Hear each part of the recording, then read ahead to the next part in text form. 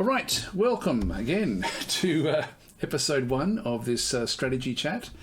There's, I guess, over time they'll get more and more people coming in. But we did this a couple of weeks ago, just sort of not really, not with any real sort of structure. We just sort of randomly looking at various games, essentially, and games that were coming up. And it was really, really cool because out of that came playing Songs of Conquest, which we were playing yesterday. Also, what is the other one that we sort of played? We ended up playing Cantata as well. And so these came out of that particular discussion. Plus, I'm just downloading at the moment Chaos Gate. So I'll be playing that. That all came out of that session, actually, which is fantastic. So, it was really, really cool that actually we could sort of do that. But anyway, look, we can sort of talk about all sorts of different games and things like that. But with this first session, what I did want to do is go through the recent Home of Wargamers, all the exposition that Slitherine Games put on, going through a lot of their coming games, which I thought was going to be sort of quite interesting. As far as naming this particular vodcast, I'm sort of a bit... if I just go across into here, this is what I put up yesterday. So I've just got like a handful of different comments that were coming back through. I will just go through some of these. I think we'll just go through them bit by bit. So game I'm most looking forward to at the moment is Old World. Now, I'm actually under an embargo at the moment with Old World, so I'm not allowed to talk about it. I'm allowed to talk about it in about 2 days' time, but until then, I'm not allowed to even mention it, really. So I won't talk about that. And it's funny because a few of you actually have mentioned that you're wanting to talk about Old World, but I actually can't talk about that today because of the embargo that I do actually have. So So StratChat's an easy one to say. Actually, I'm just trying to think of what to call this thing. Anyway, game I'm most looking forward to is Dwarf Fortress Steam release. There we go. So Rich is saying that one. I'm tentatively looking forward to it. It's taking a long time, and I don't hold much hope that it's going to be a quick release. So from my perspective, I think once there's a bit of impetus and a bit of steam that comes out of that one, I'll probably sort of take more interest personally. At this early stage, I still think it's early stage. I may be wrong. I look at it every 3 to 6 months, somewhere in there. I tend to have a bit of a look to see what's going on with that one. But that's actually a game that I really am looking forward to when it does come out. But I just know how hard it is for the people who make, for example, the DF hack, Dwarf Fortress hack stuff. Whenever there's a new version that comes out of the base game, it's very, very hard for them to then sort of go and upgrade or update all of the different bits and pieces. Hi, Mr. Worth. How you going? And also Automation Car Company Tycoon. I don't know that one, actually. I'll have to look that one up. This is what I love about this, actually. Just getting this sort of... then this is the weekly DasTactic's. Now, I don't know if that's going to make sense to people. I noticed there was another one down there as well. There it is, DasTactic's down the bottom there. There was only one that was actually sort of mentioned twice, but I was trying to avoid the word DAS, actually, for the simple reason that I've actually had comments in the past that when I have used the DasTactic's name, people assume it's a German-speaking sort of chat rather than an actual English-speaking, because I don't speak German. My wife's German, or her parents are German. But it's and so she speaks German, but I actually don't speak German. So anyway, that's weekly DasTactic's. Yep. So that's and just go through a few of the others. What are some of the other ones here? This is cool. Charles wrote a very, very nice comment there. So year and a half of stalking Dom 5 on Steam, feeling really intimidated by the game. Yeah, so Dom 5, these are the sorts of games. I want to keep track of these games as well. Age of Wonders Planetfall mentioned through there as well. And what I want to do with these chats is actually go through some of these games and actually just have a real good look at where they sort of sit in the big scheme of things in terms of how popular they are with players, etc., etc. So waiting for the condensed version on YouTube, which will be. You probably won't be seeing this bit of it if you are watching on YouTube. I'll probably just cut all this stuff out. DasTactic's, it was the one there. DasTactic's. That's actually pretty close. That's pretty cool. Maybe Discuss Tactic. Disgustic. Daz chit chat. I don't like. It's just the Daz discussion. I thought was very clever as well. Anyway, there's a few of the comments there. Hi Charank, how you going? And hi Magroka. Okay, so anyway, we'll just we'll leave that one alone. Another thing I will be looking at doing is having a look at the. I'll just maximise this stuff. If I do F11, that way we can sort of have it full screen. That way it'll sort of, and I can sort of zoom in, control, sort of click into these sorts of things, where we can actually have a look at certain games, for example. Like, so we're going to be looking at the first game we're going to be looking at is Master of Magic. It may not come up.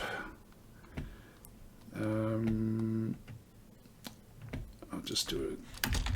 Magic. Did it actually come up in the list? Yes, so we've got Master of Magic Classic, which is the only one that's currently out at the moment. Now, this is, and there won't be very much sort of like stuff going on with it. If you look at the charts, there's a pretty consistent player group, isn't it? When we have a look at this one, really, like it's got low numbers of players per day, but I think this is interesting as well to have a bit of a look to see. There's 55 people playing Master of Magic right now, and of course, when the new version does come out, that's going to accelerate dramatically. The other one that was actually in that list is not really going to be is not playable at this stage. Tactics talk. That's not a bad one. Player Magic. Thank you. I'll have to keep that one in mind. Said you saying Daz is Daz the German grammatical neuter article equivalent to the in English. Yeah. So when it's Daz tactic, people think it's the tactic.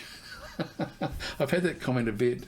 So hi Ponicus, how you going? Said you saying he does play a lot of strategy games, so he does tactics. Hi Toothless Shark and Wolverine Tooth. When will it be released? Well, we don't know yet, actually. So let's just start the process, I guess, of looking through the new version. Like if we have a look at the Master of Magic, you'll see that there is actually this one that's the coming one, and of course there'll be no one that's actually playing it. You can see there with the release date is 2022, and the last update, I don't know what the update is. There must just be, I think it'll be a dev discussion or something like that, I would imagine. Anyway, so we'll just leave those alone. I can sort of so I can come into this one here. So yeah, this one here, if we look at charts, it won't have anything. I mean, it's really just got the followers of the game sort of going up, so we can sort of see there's like different followers increasing over time as each piece of hype comes out. Like it's sort of been something where people have been following the game over time, and this is of interest as well to sort of see how things go.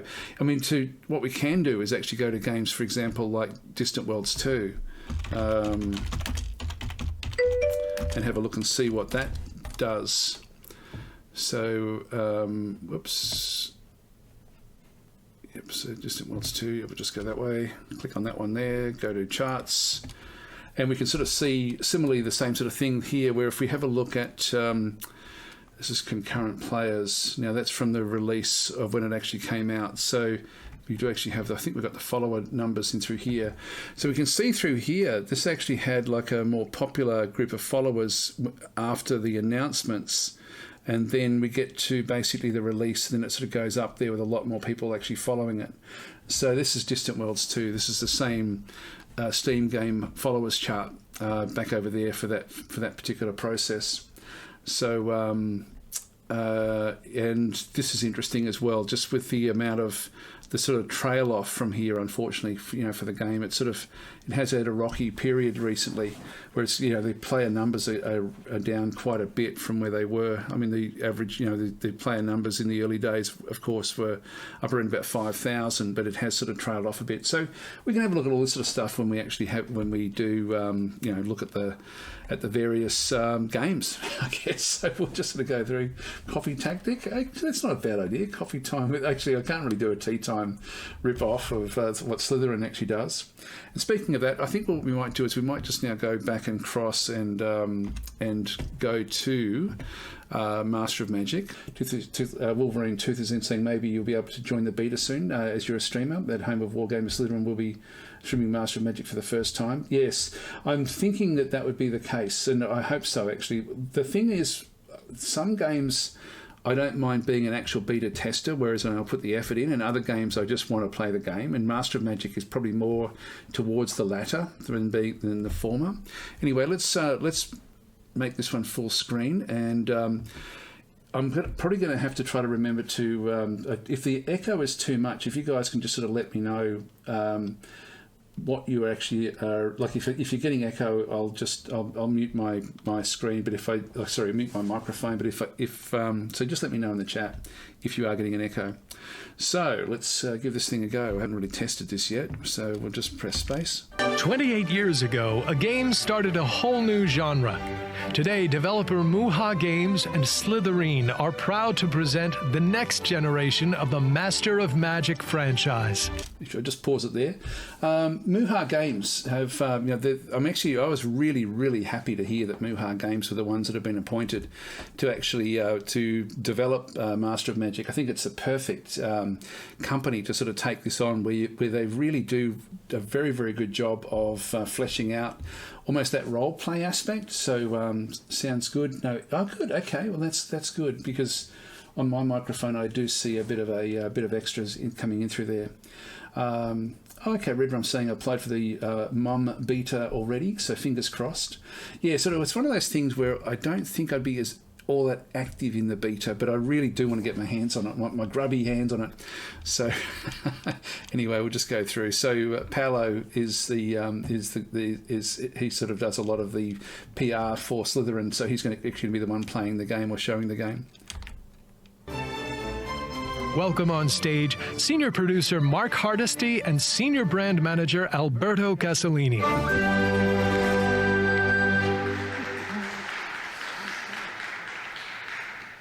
Hi everyone, hello. I'm here with Mark and Paolo, and today we're going to show you Master of Magic. This is a remake of a classic from the 90s. So, Mark, what can you tell us about the game? Well, it involves magic, it involves wizards. It's very much a remake of the classic 90s, as Marco was saying. I think it's from 94. It's a 4X strategy game, one of the earliest there was. And yeah, Mark's very hard to hear. Videos, yeah, everything's like the trouble is, actually, you mentioned there, ZG saying video sounded out of sync. The YouTube video is the only one that has a start of this particular stream, and so we're sort of stuck with an out of sync video on YouTube that we've got to watch. So yeah, so I will keep on playing it through YouTube. The YouTube controls are easier to control the video. Mark's very soft. I don't know if you can hear him enough. It does seem to correct soonish from what I've sort of seen. Anyway, continue on. There's exploration, there's research of magic. Yeah, I mean, it's a classic, really. Yeah, it basically established the rules for 4X games. Yes. Nice, awesome. Yes. Yeah, I mean, there's been, and it's very much a remake that we're doing, even to the point where when I sort of talk to the developers for a game design document, they are working from the Master of Magic wiki, so it is very much a remake. Okay. I think I'll just pause it there for a second. This is actually an interesting point. What they're doing is, like, they've called it Master of Magic, not Master of Magic 2. And I think that's a good move, like from a marketing perspective. It is, like, it's been long enough, 1995 or whatever it is. It's a lot of time between games. And so, and by not making it too different this iteration, I don't know if that's a good thing or a bad thing, actually. So yes, Mark is hard to hear. He is hard to hear, actually. Just looking at the comments through there. But it is interesting that they've actually, like, this is a remake, and they have changed some things, like they've got hexes, which you'll see in the game, but it's, I don't know, like for me, it's I would have liked a little bit more. I would have actually almost preferred that the game be more like Caster of Magic, like which has been in development for years and years and years, just as a mod for the original Master of Magic. I would have loved to have seen more interaction or more stuff brought in with that one. It may still happen that way, but the design idea is to recreate the old version and still plays the same way. Anyway, continue on. Awesome. All right, so let's jump into the game. We have a number of things to show you today. So first, we'll have a look at the number of available wizards. And wizard customization, we will have a look at the number of available races and all the spells and all the units. It's a lot of stuff, so let's jump into it. Okay. Non so niente. Non vediamo niente. I love the technical problems that come up. So Zoran DK is then saying always a bad idea to reuse names. Means searching for stuff might well get hits for the wrong game.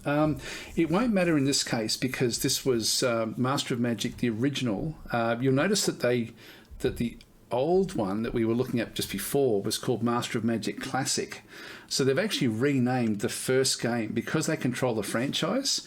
For Steam, they've actually called it Master of Magic Classic, which allows them to then use Master of Magic in things like Steam. So I don't think that's really a big problem in this instance because you're not going to get double ups within that environment. So for me, it's not really a problem. ZG saying yes, it is a questionable choice, of course, that they renamed the old one to Classic. Yeah, I think that naming it to Classic fixes that problem for me anyway.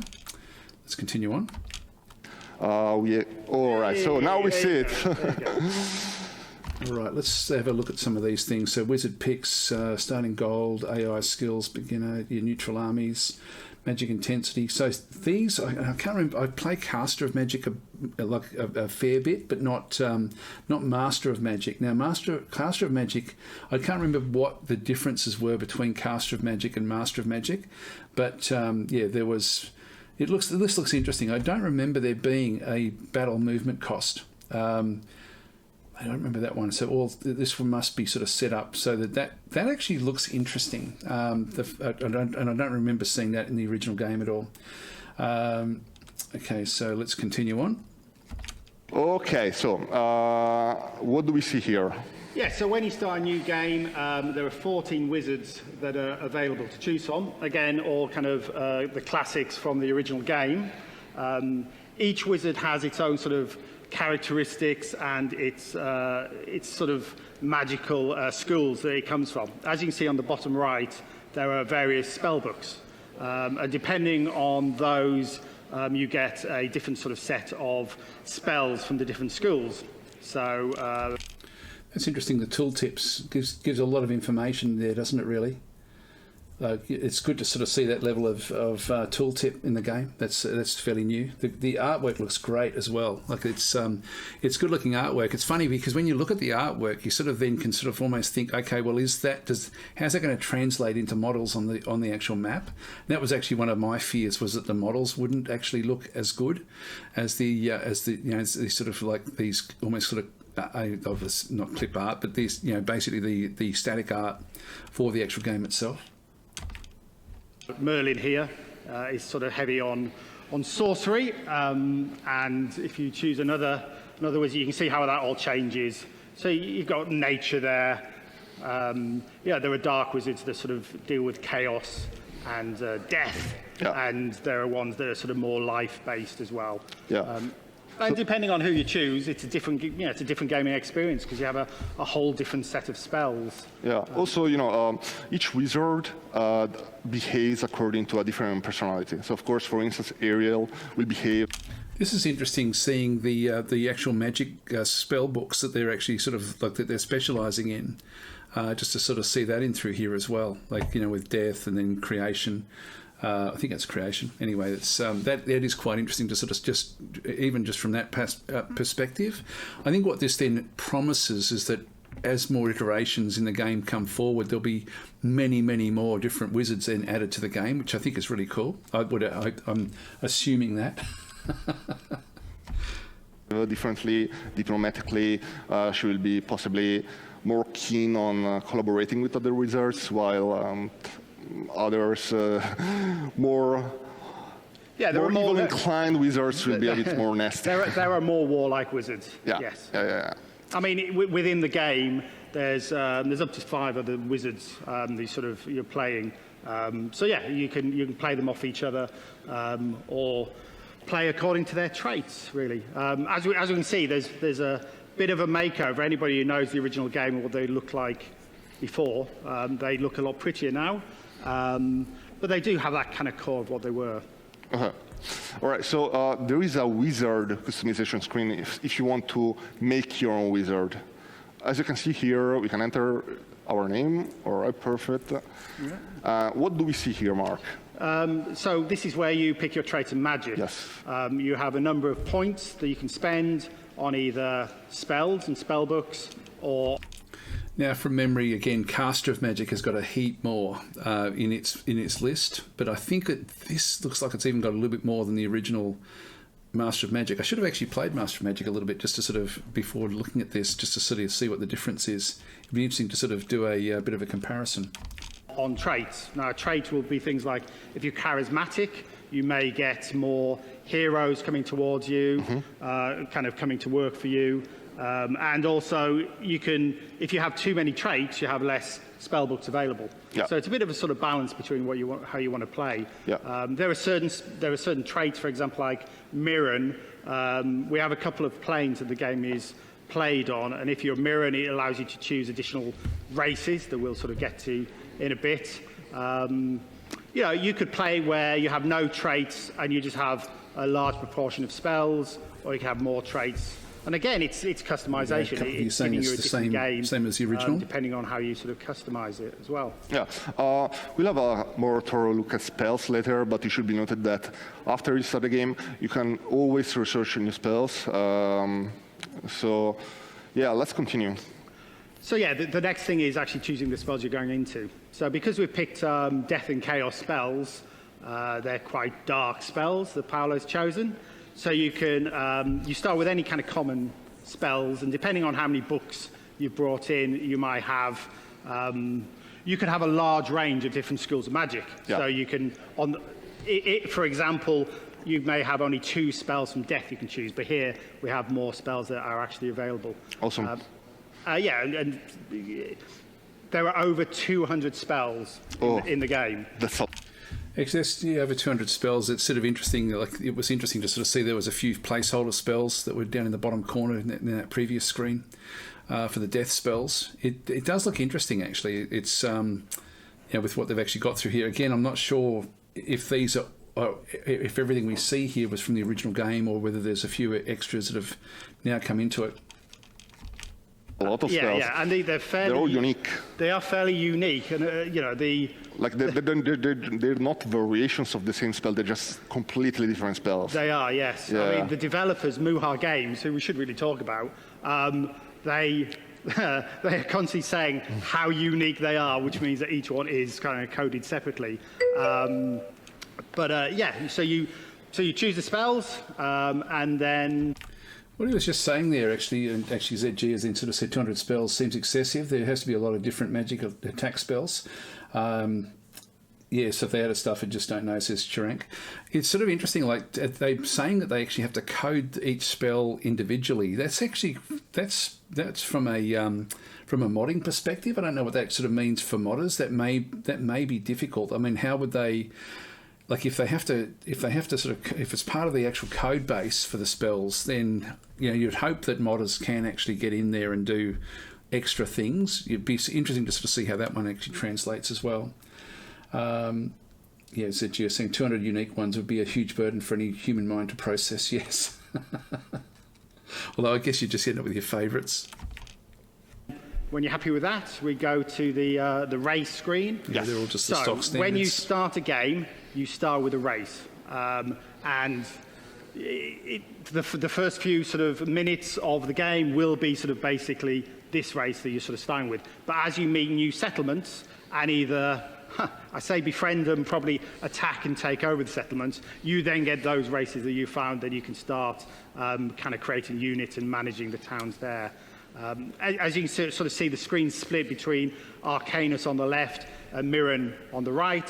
Arcanus is more the kind of a natural world, where Mirren is more sort of darker, magic-ridden world. So you get like the darker elves and the sort of the beastmen and the draconians sort of in Mirren. Okay, so she's asking how many spellbooks were there. So how many spells per book for the 200 resulting? I've got no idea. No idea. It's interesting actually looking at the graphics there for the gnolls. They certainly look different. Everyone else looks about the same. It's funny because orcs were sort of like almost like your vanilla. They were almost like your basic humans, just in terms of their stats. I wonder if they'll go over the top of those. Each race is very different. You obviously have different units, you have different abilities, you have different buildings. Certain races, like the halflings, only have a few buildings that you build and a few units that you can kind of create, whereas the orcs and the high men, they have a very long kind of construction tree where you're building a lot more kind of complex units. Literally, I know the high elves are the high men are sort of 3 times more unit types than the halflings, for example. Yeah, that's important. Halflings shouldn't be given any sort of prevalence in these sort of games. I'm only joking, of course. I'm very negative against halflings, the way that they were handled in Age of Wonders. In the Age of Wonders games, they just became more and more powerful over time, which is very, very frustrating. But I don't mind them actually as a faction in Master of Magic. Like that sort of, it's not terrible. I still probably prefer them to be switched out for something else. But I'm not as negative about them in this game. It's very important. Yeah. It should be noted that the race you start with is not necessarily the only race you will play with during your campaign. As you conquer more settlements, you can acquire subjects from different races. So by end game, you might be leading a coalition of high elves, high men, lizardmen, nomads, orcs, halflings. There's really a lot that you can do. Actually, what Alberto was just saying there actually is something that I actually don't like about the game is the mixing of the different races in the game. I do tend to like I think that's why I gravitated to Age of Wonders in the early days, because they split up the factions into good, neutral, and evil, and they sort of only got really on with them. Like, and if you combined good and evil, you ended up with a real dichotomy in your actual forces, which then caused a lot of negatives. So you could technically do it, but it wasn't worth doing it. Whereas I don't think there's any negatives in Master of Magic in that sort of sense. Like you can have sort of like orcs and high men sort of wandering together, or klaxons and high men, which in reality, that's not sort of, I don't know, that for me that sort of takes a lot of the, I guess, the immersion out of the game. So I'm hoping that that's not strictly the case, but I fear that is going to be one of the things that I probably won't be all that happy about. But anyway, we'll see how we go. Also, you mentioned Arcanus and Mirren. It should be noted that these two worlds coexist on different planes. During a normal playthrough, you can switch from one plane to another. There are certain ways that you can use to travel from Arcanus to Mirren and vice versa, including spells and magical gates. But we'll get to that. But I just wanted to mention that basically you will need to establish a presence in both worlds. So Master Magic really plays on 2 different maps. That's right, yeah. All right. I just want to say before we go from the races, they do play differently. I've been playing, we're at beta at the moment with the game, and I've been playing for a number of months, and I still haven't played every combination. And there are certain races I'm not starting with. So there's a lot in there, and depending on the kind of your wizard and the races you choose, it's a very different starting position. And depending on the race you choose, the abilities are very different. Like the Klakons, which are kind of this lizard insect type race, they produce units very quickly and they sort of spread very quickly. Whereas the high men, it's a much slower kind of building up, but they're a stronger unit as you get through. Yes. So again, there's different play styles that you sort of get. But as you can already see, there's a lot of variety in Master Magic. You can choose 14 different wizards, 14 different races, 200 different spells. We see later that there are almost 200 different unit types. There are, yes. So many dozens of different magical items that I don't think it's a release date at this stage. So it's 2022. There are really endless possibilities. All right, enough of our introduction. We have prepared a save game for you. So there is this sort of advanced gameplay situation that we want to show you. Basically, we want to show you a more established setting in which we have already settled a few cities, built a few armies, and researched quite a few spells. Mark, actually, you did this save game. Yeah, so yeah, what can you tell us? I can say. So I chose Merlin, sort of classic Merlin, not customized in any way, and I chose Halflings. So I think it's kind of turn 180, 200, around that sort of period, maybe an hour and a half, 2 hours of play. So that's kind of the world we're sort of going in with. So you start with a main settlement, which is centered when we first go in there. So this was a halfling settlement. And this is the world. You know, you can sort of zoom in, you can zoom out. And this is Arcanus, sorry, right? This is Arcanus, okay, perfect. yeah. So, yeah, it's very green and... Yeah. I mean, there were different types of... I've got to say, I love the hexes. I'm really glad that they went to hexes over tiles. That's really, really cool. And and the maps look really, really cool, which is you expect that from MuHa Games. They do beautiful artwork in games, and the user interface I think looks really quite cool as well. It looks very, very functional. Things aren't sort of overblown. Yeah, it looks very, very good. Biomes that you sort of see there, from sort of tundra and green and wooded areas. Christy, how you going? And volcanoes, and a lot of water as well. Somebody else has joined us? Yeah, there's a fog of war. You can see the clouds as you explore. Usual thing, you kind of clear and explore. As you have units or settlements, they stay. Okay, looks a bit different from memory, like where you've got there's more on the screen, of course, because we've got more real estate on screens nowadays. Yeah, so we've got is that unrest in the top corner there? We're sort of looking at income and unrest. If that's 30% unrest, seems pretty high. Yeah, it is actually. It's really, really quite high. This is Cornbury. It's funny because it's got Cornbury at the top. It's showing the unrest. I wonder what that is at the top there. I can't see global something with unrest. Maybe that's like a setting where you can actually sort of then have things that override. Because when we look down at Cornbury, just down below that with the towns, it's got zero unrest in that particular point in time. And I'm trying to again just remember how the game actually, how the traditional games does work with that one there. You've got construction queues. I wonder if that will be different as well with the way that they sort of handle the construction queues. They've got the units actually in the city itself. Global tax and unrest. Yeah, it looks like it, doesn't it? Yeah, it looks actually there. Global taxes and unrest. That was what it would be. Clear. Okay. If you move through a piece and then go, there's a slight sort of greying to that. So okay. Yeah. So this is the city screen. Yes. Paolo's chosen our main city, which, as I said, was a halfling. Cornbury. There's some town names that we've got in. I just want to say, we went initially with the original Master of Magic town names, but there were places like Coventry and Birmingham, many places that I lived in, which was as far away from fantasy as possible. So the dev team have gone in and tweaked them slightly for some of those. Yeah, there are tons of different subtle differences compared to the original Master of Magic. Yeah. It's not like a completely faithful remake. The feeling is still there, but there are a number of improvements quality of life improvements in order to bring the game to a modern era. Yeah. So this is the city view.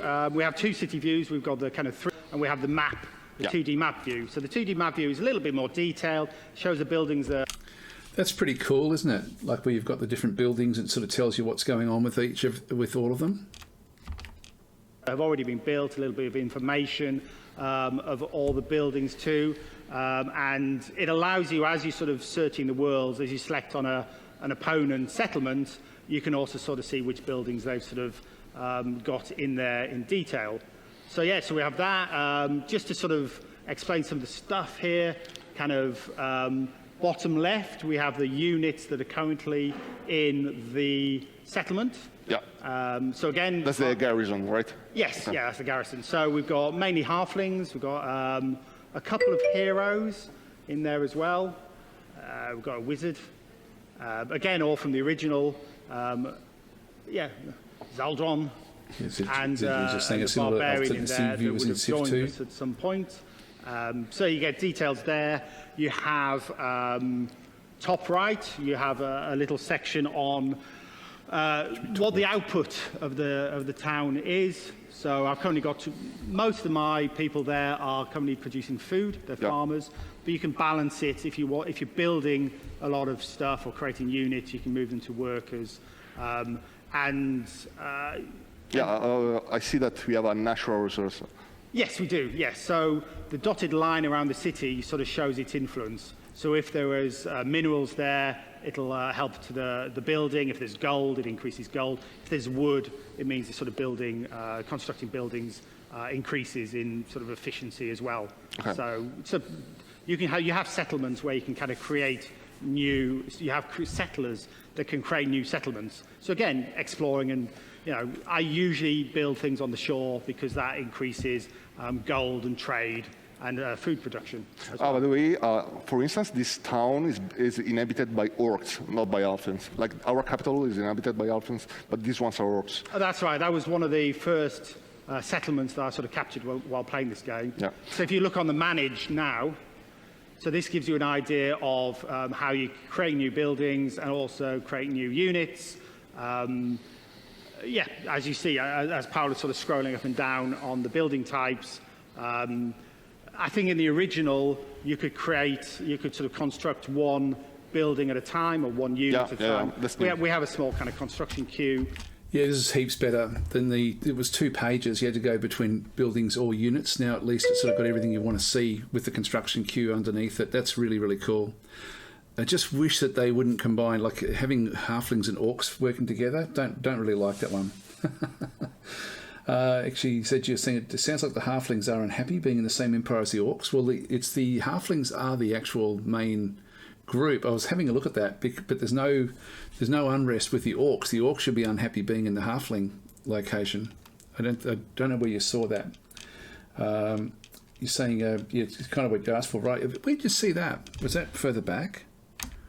If I just go back, let's just go back and have a look. So this is the orc town. So why would they be? Where's the unhappiness?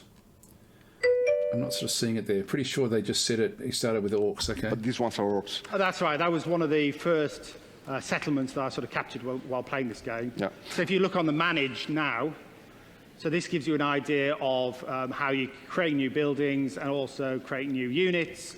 As you see, as Paul is sort of scrolling up and down on the building types, I think in the original, you could sort of construct one building at a time or one unit at a time.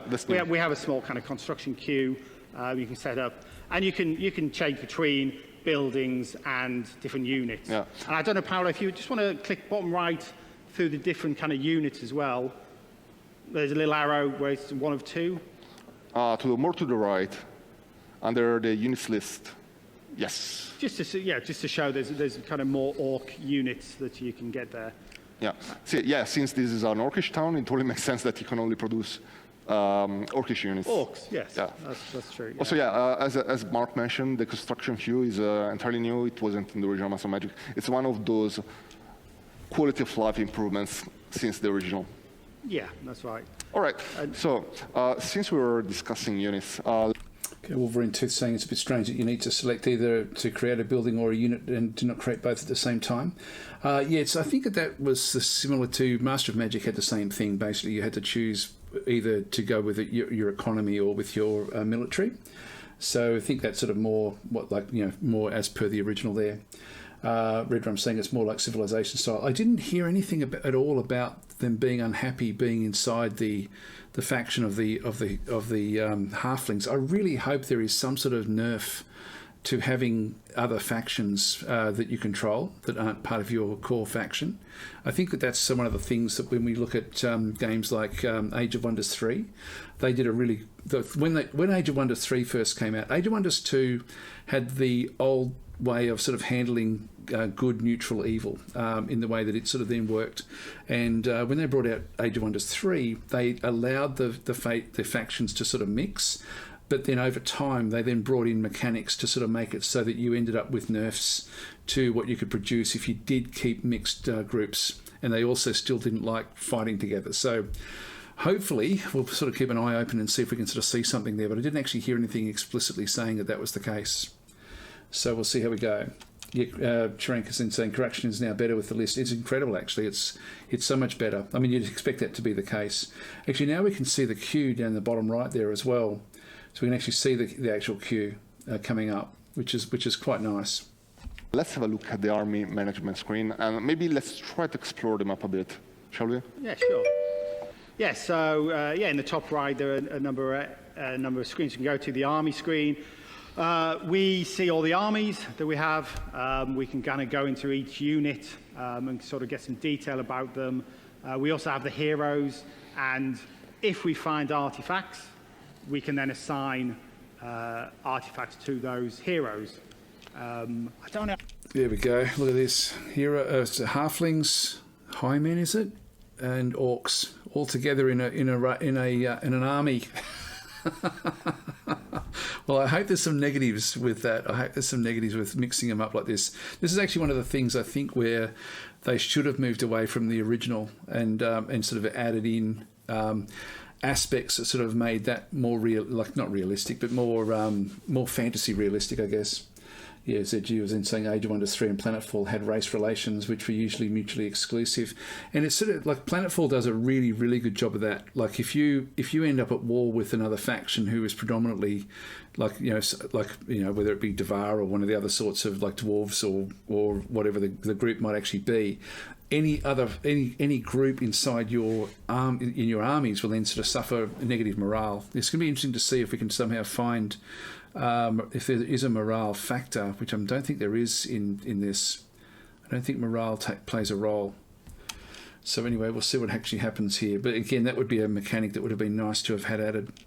I don't think in this one we have any artifacts assigned to them at the moment. Maybe we'll get more once we fight some battles, but Possibly, we'll get to that, yeah. What's that unit I see on Army 4? That's very interesting. So Paolo, can we have a look at it? Oh, that's a cockatrice. Wolverine 2 the same, but orcs need food, and that's what halflings are used for. Oh, here we go. So we can now sort of see we've got melee ranged armor resistance. I love the simple user interface, not the interface, but the actual icons. Just nice and sort of simple. Again, there's no morale. So that's a shame. That is a shame. Breeze. Yeah, Nice. so we've got a cockatrice. This is a summon spell that I had researched and then cast. So they're quite powerful, sort of mid-range, fantastic creatures. But they fly quite quick, which means their movement over water, mountains is quite high. Yep. So I was using these to sort of explore the world. Yep. And I think these ones are actually, they had discovered another wizard's settlement as I was sort of playing that. Yeah, just like with spells, there are so many units in the game. I believe you told me earlier there are almost 200 units, unique type of units. I want to say 196. That's very precise. I'm quite happy for the developers to say if I'm wrong. Yes, there's 196, Nice. give or take, sort of different units in there. Yeah, I also wanted to mention that, What's the 36, I wonder? I've been looking at that, wondering if that's something to do with something else, but I don't know what that actually is. It's the hits. That's how many hits it's got left. Okay, so that's its hit points. many strategy games have variations of the same units, but with Master Magic, they're really, really different and diverse, and each unit type has its own particularities and characteristics and special traits. They're really unique, and they feel differently on the battlefield. That's true, yes, yeah. Yes. And especially when you come to the heroes as well, because you have heroes who have, you know, if you, I don't know if you can select the. Yes, can we see one hero in Army 1? So there's the. Yep. Or in fact, go to the cockatrices, Paolo. We Yes. could go there instead. So this is the cockatrices, and I just want to say, Banter, the sort of the settlement just to the left, that will be another wizard's settlement. Right. I've just sort of discovered. Should we talk about the spells? Yes. As they're now in front of us? Let us do it, yeah. Well, spells, of course, are central to the game. That's true. Yeah. So, as Mark was saying, there are... So if we go into spells, there's been a few other questions or comments. So Supreme Plague is saying I'm not a fan of the background colour of the units, makes them look kind of dull. I don't mind it. Like for me, it still feels fairly fresh, which is what I like. Again, I will be comparing this game very heavily to the original Age of Wonders. I think Age of Wonders was an exceptional game when it came out. It was actually hailed as the best game that no one played, and it was an awesomely good game. And it just had that nice, fresh, sort of lively feel. I don't find it dull. I quite like the feel of it overall, personally. It's always a personal thing though. And Wolverine Tooth is in saying, can units level up? I think they've got like something where they can level up in the base game, so I'm guessing that they would here as well. Over 200 unique spells. This is our spell book currently. You can scroll pages like an actual book. Right now we only have a few dozens spells, if I remember correctly.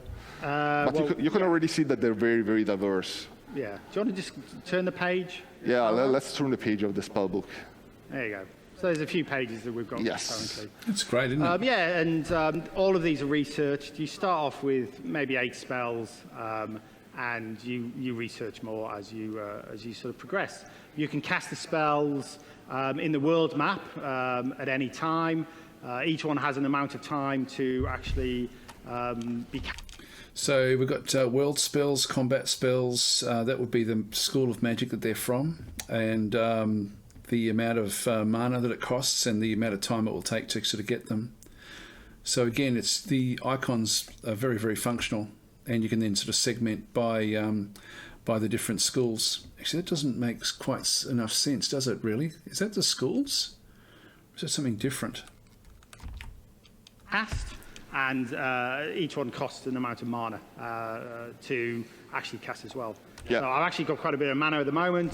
Spell type. It's the spell type instant. I don't know what the other ones were. So they're almost immediate. Come on, click, some click. of these spells. Nice. And we actually have on the save game, the turn beforehand, I had finally cast a planar shift spell, which allows me to sort of shift between Arcana. So I don't know if we click on the icons on the right, sort of our new items, units, and spells. So if I choose that, so I've now moved planes into Mirror, which so is this is Mirror. Yeah. So this is a whole new world that sits. Yeah, does anyone remember that was something you could do in the original game? I didn't think you could do that easily. I thought you had to find a portal. That's interesting. But they've actually made it so that if that's the case, if that is a change, I don't remember that being part of the original. Yes, you were saying left upper side is school, lower left is combat world. Not sure what the bottom filter was. Yeah, just have a quick look back there again.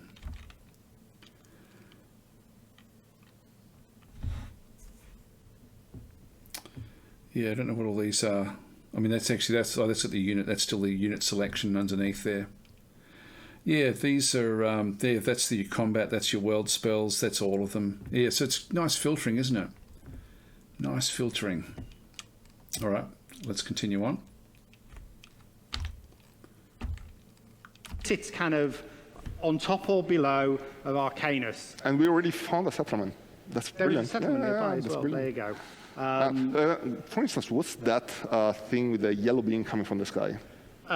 It is a place of interest. Nice. Where there may be gold and artifacts. You may get mana from it, but often guarded by fantastic creatures. So some are easy to conquer, and some will wipe you out because they will be too. Like saying, you can meet some kind of pretty big. nasty creatures. It does. Sounds great. Okay, let's have a look at the magic, the spells research screen. It's just next to the cast spells button. That's right. Actually, this is the magic management screen. But yeah, we can also have a look at this. Here, Paolo is balancing our points between mana storage, research, and casting spells, right? That's right, yeah. It allows you just to be sort of flexible. If you're getting low on mana, you can put up your mana sort of kind of creation just to get it. And you can also see where it says alchemy. It allows you to transmute between gold into mana and back as well. That's pretty much as per the base game, the original game. You can sort of The classic things. game. But it's more information. It kind of, you know, the enchantments you Playing control saying in the just world. Master of Magic have other planes of realms, just the mirror realm. Kind of give you information about. Mirror realm is sort of like a, Awesome. a more Paulo, dangerous realm. can you have a look at with the research more spell benefits. button? It's on the top, just next to the cast spell button. Top center. Top center. No, that's the magic screen. There we go. Oh, nice. Yeah, so this is the spells. So currently I was researching a summoning circle, which allows me to, when I cast a summon spell, a summon smell maybe, a summon spell. That could be a spell of its own, right? It could be, yes. Yeah. Then the creature is created in your original city, where your sort of tower of power is, your wizard's tower. Okay. But this spell allows you to choose another settlement. So if you're fighting on a front away on the map, then you can start sort of summoning creatures kind of closer to that. Okay. But as a spell is researched, a new spell comes in. There we go. That's so that symbol there is enchantment, but he's clicked on True Light with that symbol there. We're not seeing, so that must still be placeholder at this stage. I thought that was going to be like some sort of individual or something. You can choose. And yes, they got the wrong. One of the ways of winning, there's obviously other wizards that if you defeat them all, you become the Master of Magic. But there is a spell which is sort of the spell of mastery. And if you can finally research that and cast it, and it triggers after a number of turns, Yeah. you are the Master of Magic. Yeah, but win. I think that when you try to do that, the other wizards won't be too happy. They will try and sort of stop you from doing that. Yeah. Okay. Yeah, actually, let's have a look at diplomacy. A very quick look, because after that we want to get into tactical battles. So, Paulo, can you click on the diplomacy screen? No, it's the other button. So it's the one top right, but not settings. Other way. There you go. There we go. All right. Yeah, so the diplomacy screen, say there are 4 other wizards in the world. You can trade with them, you can form treaties, or you can go to war with them. Yes. Depending on how you play in the world, if you attack Terran, for example, he will come and say, I am at war with you. And you can go back and try to sort of make peace with him, and he'll probably tell you. Also, you can no. exchange spells. You can trade, yeah, you can. Yeah, let's try. Was that in the original? Like it looks fairly basic, the diplomacy. I don't think I've added much to the diplomacy. Let's give them an offer they can't refuse. Yeah, so each spell has a cost, so if you can match the cost. Yeah, we are matching it. So Yeah. let's try to click and confirm. There we go. So we have 2 new spells. Yeah, That's so that great. would have created new spells. All right, so now I think, well, by the way, I wanted to mention something. You might have noticed there are some placeholder texts. Of course, the game has just entered its beta, so we're not ready to release yet, of course. It will take many, many months. We're just starting to get a lot of awesome feedback from players. In case you want to give us some feedback and help us with developing the game, you can still apply, and we will add more people in the beta as we proceed with the beta. That's true, yeah. All right, so now we have another save game. Hang on. How did those guys get in the mirror It will world? take many, many months. We're just starting to get a lot of awesome feedback from players. In case you want to give us some feedback and help us with developing the game, you can still apply. That is definitely the mirror world, isn't it? We can't sort of see what's underneath there in the bottom right. But that looks like somehow that's also made it across into that other world. And we will add more people in the beta as we proceed with the beta. That's true, yeah. All right, so now we have another save game, because we, of course, want to show you tactical battles as well. Yeah, this is going to be interesting. Again, I hope they've done more than the base So game. now we are resuming the game, and we will load a battle that you have prepared. So what can you tell us? Yes, so this is it's a little bit after the game we were just seeing there. There's a couple of battles we could go into. When you actually go into a battle, when you're attacked, when you attack, when a settlement attacked, or when you attack a settlement, you have 2 options. You can have your familiar, which every wizard has a specific familiar who will do the battle for. Mr. Progress is saying Mirror World, is that the universe's Shadow Realm? Yes, it's sort of like it's different to the Shadow World from Age of Wonders. Like if you remember sort of how the Shadow World worked there. This one is more filled with more dangerous creatures, but also more powerful factions. So you end up with sort of like the dwarves are there, for example, beastmen, things like that have actually got like better fighting capabilities, but it's also a more dangerous world. So if you play the game from the Mirror World, it's a very, very hard start to try to sort of start to expand. But if you can make that work, you can end up with a very, very strong faction over time. For you, and it's very much a kind of instant auto battle, and there'll be information sort of saying, 100% victory or 30% victory. So you have to kind of make a choice of whether you want to do the battle or not, or whether you want to do the auto battle or not. But you also have the option of going in and doing the battle by yourself, which is what I think we will be doing here. Actually, he's just talking about the familiar. That's interesting because, again, and I don't know if it's only Caster of Magic, but they actually have like a setting where you can actually not have the familiar give you information, which then makes you get more points for the actual game. I mean, I always play with it turned on, but I think by default, Caster of Magic doesn't actually have the familiar turned on. Okay. So now we are the world screen, and we are going to order one army to attack another. Yeah, so if you just go up a little. Personally, looking at that many cities, that for me, I'm thinking that's micromanagement hell. I don't know if I'd like to play with that many cities to manage, to be honest. That's a shitload of cities. I don't know if I'd want to be playing that one, to be honest. That's just crazy. Yeah, I don't know. I mean, I guess you'd be able to sort of automate certain sorts of things, but I think that would get frustrating. A little bit, Paolo. And to the right a little bit. There we go. We've got some beastmen, and there's a place of interest that if we move the turn, actually, if we go to the next turn. Yes, we need to skip turn. Yeah. I mean, the game is turn-based. We probably haven't said turn-based so far in this presentation, which is crazy. I will hope that it's pretty self-evident, but yeah, you never know, actually. So at the end of each turn, the opponent wizards are sort of moving their units, and as you can see, turn 372. Okay, Carnot is saying, how deep is the management of cities? If it's anything at all like Master of Magic 1, there is nuance to it a little bit. It's not overly complex, but you can actually, you can almost sort of specialise certain cities in certain ways. Again, I hope they go further than the original game with that one there. Heard Dangler saying, what game is this one? This is Master of Magic. So we're just looking at the announcements last week for the Master of Magic, which is coming. So Supreme Plague saying unit animations look good on the map. Still, I would have gone with a light brownish colour instead of that light beige for the menus and backgrounds. Yeah, I don't mind. I mean, I'm colourblind, so what do I know?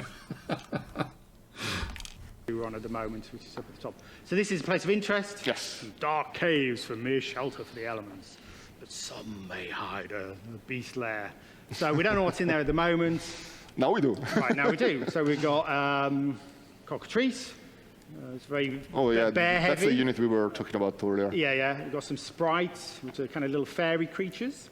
And on the right-hand side is our unit. So this is a beastman. So in the game, I discovered some beastman settlements, which I've sort of taken over and started kind of creating various beast units.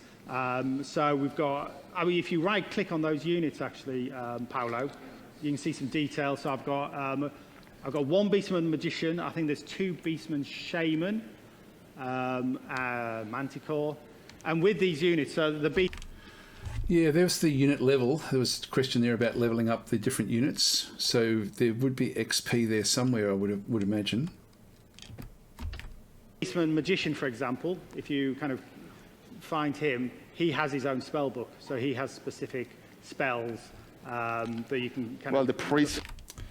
I think is that it there? That might be an indication of what level they are. I've got a funny feeling. also do have some spells of their own. Yes. So for instance, the priests are healers, while the wizards will use offensive spells. Also, each wizard, the protagonist of the game, can also use their own spells to influence the outcome of a specific battle. I got to say, I love this screen. Just seeing, the way that you can sort of have a really close look.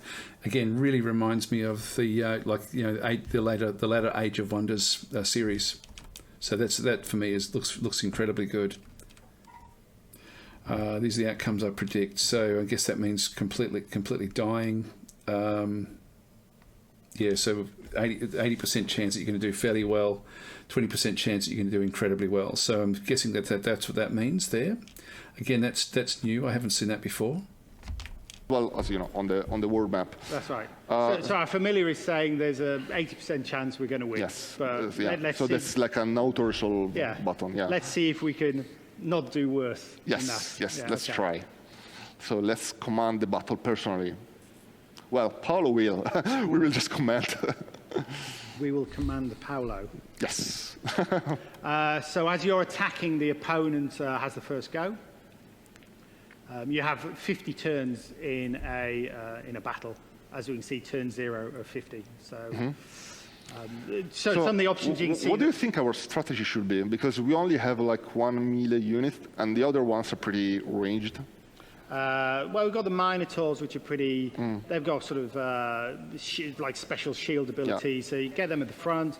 Catapult and the. Oh wait! Sorry, Paul is about to cast one spell. So. Oh, okay. Oh, a fireball. Yeah, it probably was. Yeah. He took our advice when we were saying that we should use spells in order to win this battle.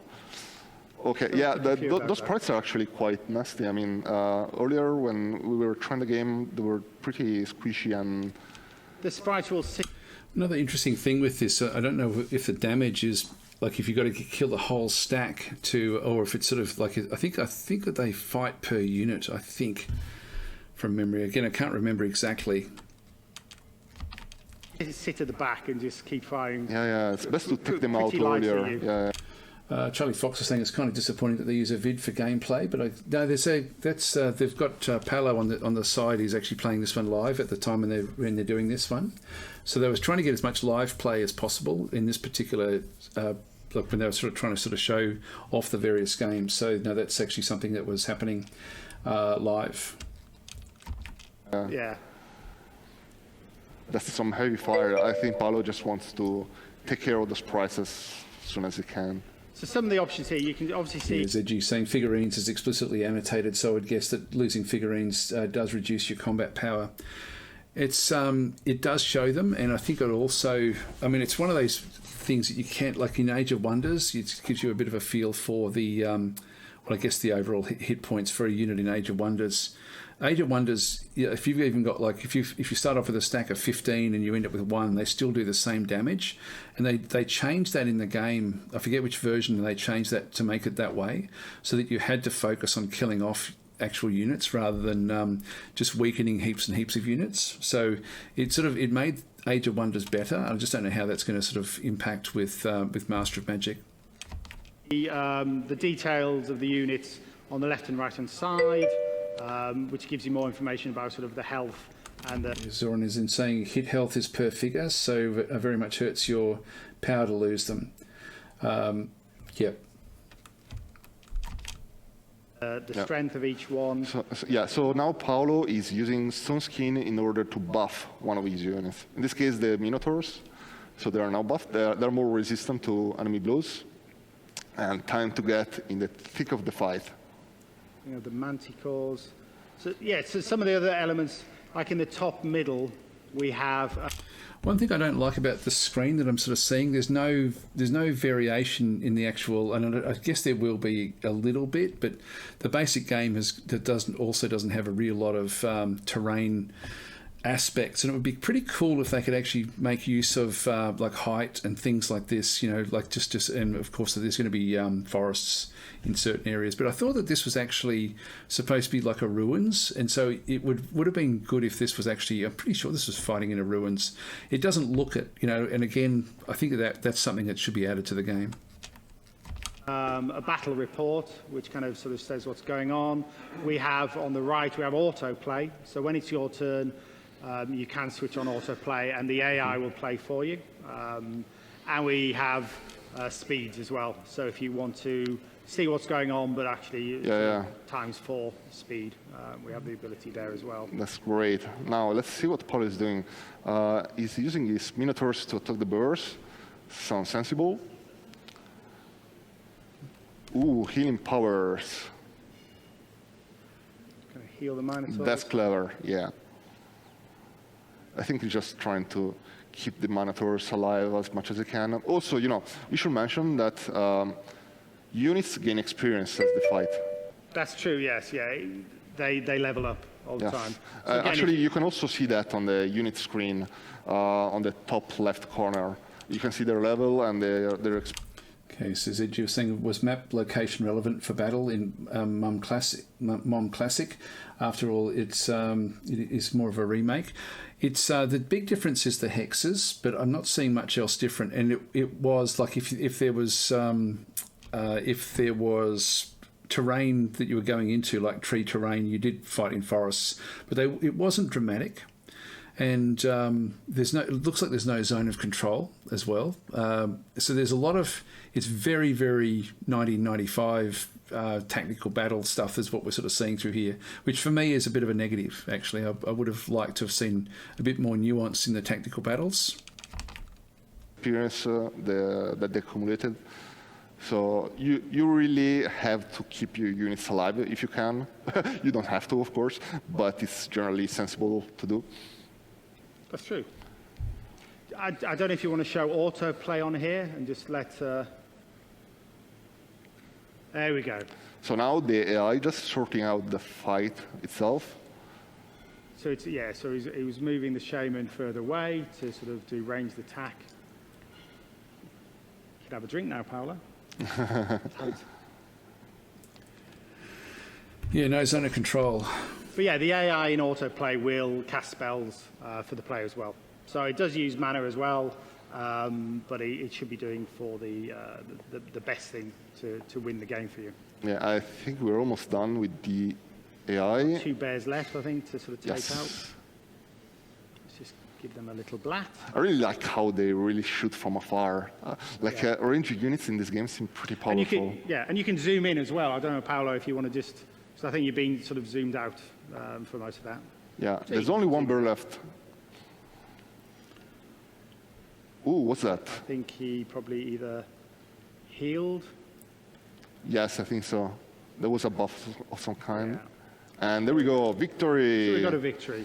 So I've got to say, I'm not overly impressed with the tactical combat. I was sort of hoping for a lot more like additional content in there, to be honest. So that really wasn't that much in there.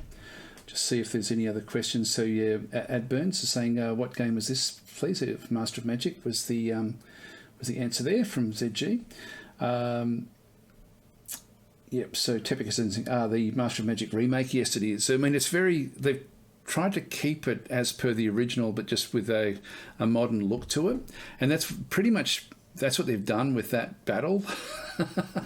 So there's none of the stuff that we come to love, over the preceding or the following 25 odd years. Like there's a, like we're not like that was a very, very basic tactical battle. So I don't know if there would be much nuance in the way that battles could be fought. I certainly hope so. I mean, that's one of the hallmarks, for example. Again, we keep on comparing this to Age of Wonders, but Age of Wonders, that was really what they did incredibly well. And it would be nice to have seen Master of Magic just take a few of the concepts from things like Age of Wonders and brought that into it. I mean, they've done it with the hexes, which I think is a good move, but would have liked to have seen a bit more in those tactical battles than what we're seeing through there. Adburns are saying, what are some recommended modern games like this? I have Age of Wonders 3 and Endless Legend. Are there any other recommendations? Age of Wonders 3 is probably still, for me, top of the tree in these sorts of fantasy games. And I'm looking forward to Master of Magic as well. Like, it's probably one of my most anticipated games of the year, so I am looking forward to this one coming out. But it's probably, for me, it's looking, from what we're seeing here, looking a little bit too much like the original. I just wish there was a few more extra little bits and pieces with this one here. Istar saying they said pretty early on that they wouldn't change much. Yeah, they did. You know, to be fair, that's what they did say. It's balancing act. If you change too much, you alienate a lot of people. I think they could have still added to certain things. Like I would have loved to have seen height maps, like where you do get advantages from using the terrain. Like I look at games like Eodor, where you actually have the terrain plays a massive role, but they're simple. They're still simple tactical battles. And what else have we got through there? So we've got Zoran DK saying would be easy to make Master of Magic 2 with more modern mechanics when they get this out. It would be. I don't know. Like it's going to be a funny one. Like it would take a couple of years after this one comes out to make a version 2. But if this one is too dumbed down, or not dumbed down, but if it's too much like the original, there may not be a following for a Master of Magic 2. So you got to, I think that's a bit of a balancing act as well. Maybe through DLCs, they could actually have like a tactical battle DLC to add a lot of that sort of stuff. That would be pretty cool, I think, if they could do it that way. But then, I don't know. It sort of would have been nice to have even had other options, where you can sort of turn on different sorts of complexity. Actually, there may have been, when we had a look at the start, this was certainly being played in easy mode, and part of that easy mode was saying, how much movement per tile, and so there may be some other difference in through there as well. So agree, it would have been nice to see more changes, but they really couldn't do it without the outcry from the purists. I don't know. I still think they should have. This is the victory screen, and this is what you gain if you win a battle. In this case, we gain some gold, we gain some mana. There's a new item, a chainmail. Nice. So that's the artifact you were there we go. About. There's the experience. Yeah, so that means you can assign that to one of your heroes. So as you get these sort of... Yeah, we're seeing like these are level 3, level 2, level 1. Looks like 3 is the maximum. These places, there's artifacts, there's mana, there's rings, there's weapons, there's staffs, there's boots. There are a lot of artifacts in the game. I can't remember exactly, but there's a ridiculous amount. And later spells allow you to craft your own artifacts as well, depending on how much mana you want to sort of spend on them. All right, that's cool, awesome. Oh, there's another battle. Well, let's have a very quick look. I think we only have a few minutes left, so just enter the battle, Paolo, and then we'll switch to a very nice surprise that we have for you. But yeah, let's have a look at this. Yeah. So I guess we're going. This is a. Oh, that was all. He wasn't feeling like fighting the actual battle. So. Okay. But yeah, we won again. So another item, unit abilities. That's really, really powerful. Well, I mean, those are neutral armies, so generally it's not really incredibly hard to wipe them out. I mean, it really depends, but what you should be worried about are other wizards.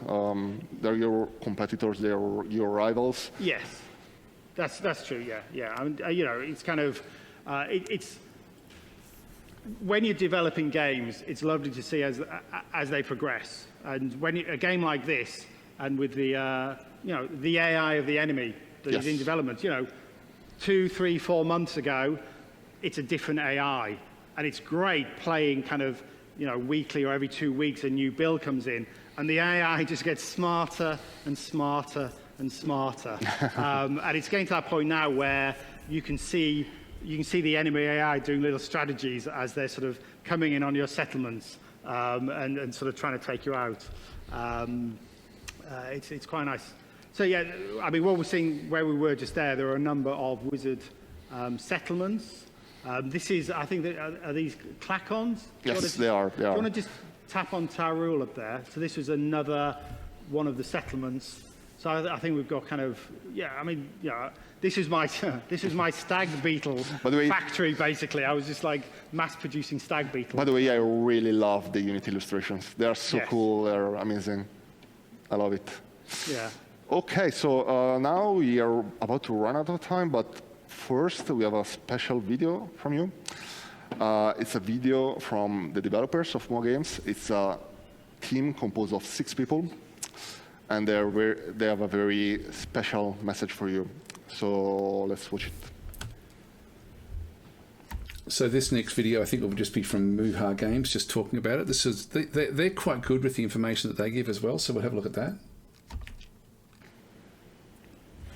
Hi, I'm Yuki from MuHa Games, and we're the studio responsible for the Master of Magic remake.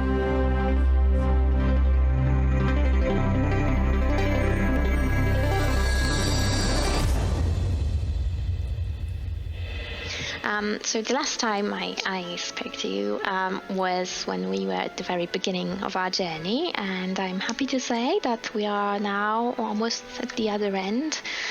So as I'm recording this video, we are about to...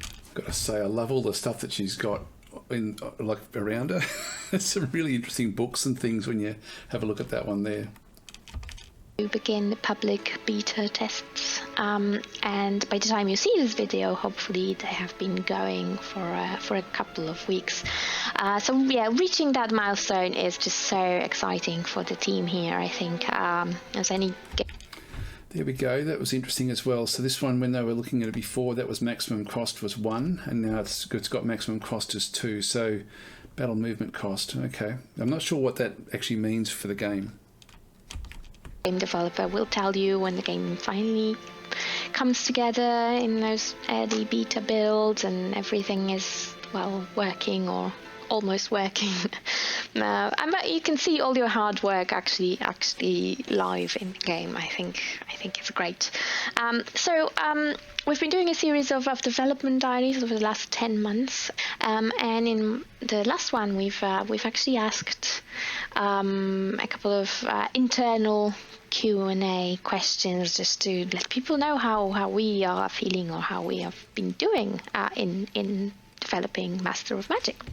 So I'll just give you a quick recap on those questions now. So one of the questions I asked was, what was the one thing that we most enjoyed so far working on Master of Magic? And the other one was, what was the most challenging thing we've found working on Master of Magic so far? I would say that the thing that we've enjoyed most and that we are still enjoying is delving into a very complex world that is just well, magical. I mean, it's such a big part of gaming history, and it's got in particular the skills, the spells, and just the game mechanics. They're all very complex, so you don't get those copy paste spells, I feel, in Master of Magic. I think every spell here has its own quirks, its own meaning, and yeah, I think that's been a fun thing to do. And then one of the things that we found most challenging, again, they link actually to the things that we enjoy more. So this wonderful complexity of Master of Magic comes as the price. And that price is that there's a lot of exceptions to the rules, the spells. So you have to quite often create mechanics specifically just for one spell, which you normally wouldn't, or we normally wouldn't do when we design a game. But anyway, so yeah, that's what we've loved so far and what we found challenging, but it's been a great process, and the beta is now going, and hopefully with the help of the community we will just polish this wonderful game and recreate it in the best possible way. So thank you for everyone who has applied and will be testing our game, and for those of you who didn't want to get in or couldn't apply, I hope to see you guys in early autumn when we hope to release the game. So thanks very much for listening to me, and bye. All right, so early autumn. So that's early spring for me. So that's still 4 months away, I guess. So 3 or 4 months away. Yeah, no, it would be 4 months away. So, okay, there we go. We've got a bit. We're a bit closer to sort of knowing when the game is going to be released. Okay, I think that's so. You can join the beta for this one, or you can apply. Announce something new. So, before I announce something new, let's take a look at a brief teaser trailer. this I'm really looking forward to. Agiod make incredibly deep war games and strategy games. Don't know about the animation for this, actually. It doesn't look all that polished.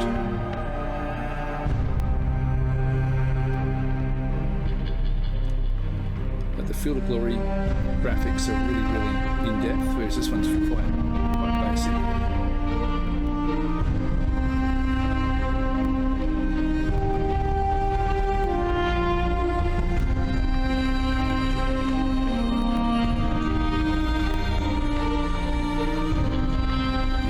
Empire's medieval kingdoms. This is Field of Glory, Field of Glory and Kingdoms is the game.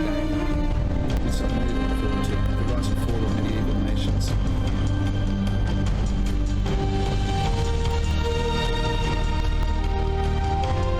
don't know what year they said that this was set in. 1500s or 1200s.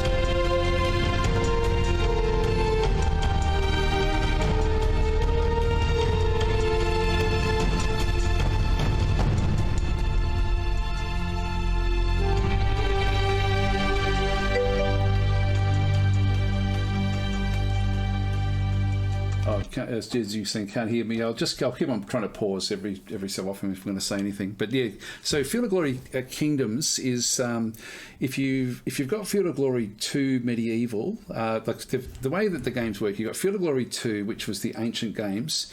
Then Agiod then built like this sort of like, I guess, like more of a campaign. It's not a veneer. It's a standalone game, and this will be the same. They built one called Field of Glory Empires, which was for the ancient game. And then when they brought out Field of Glory 2 Medieval, which was the battle game for Field of Glory 2, in the medieval era, which they're still actually updating, which is just incredibly good.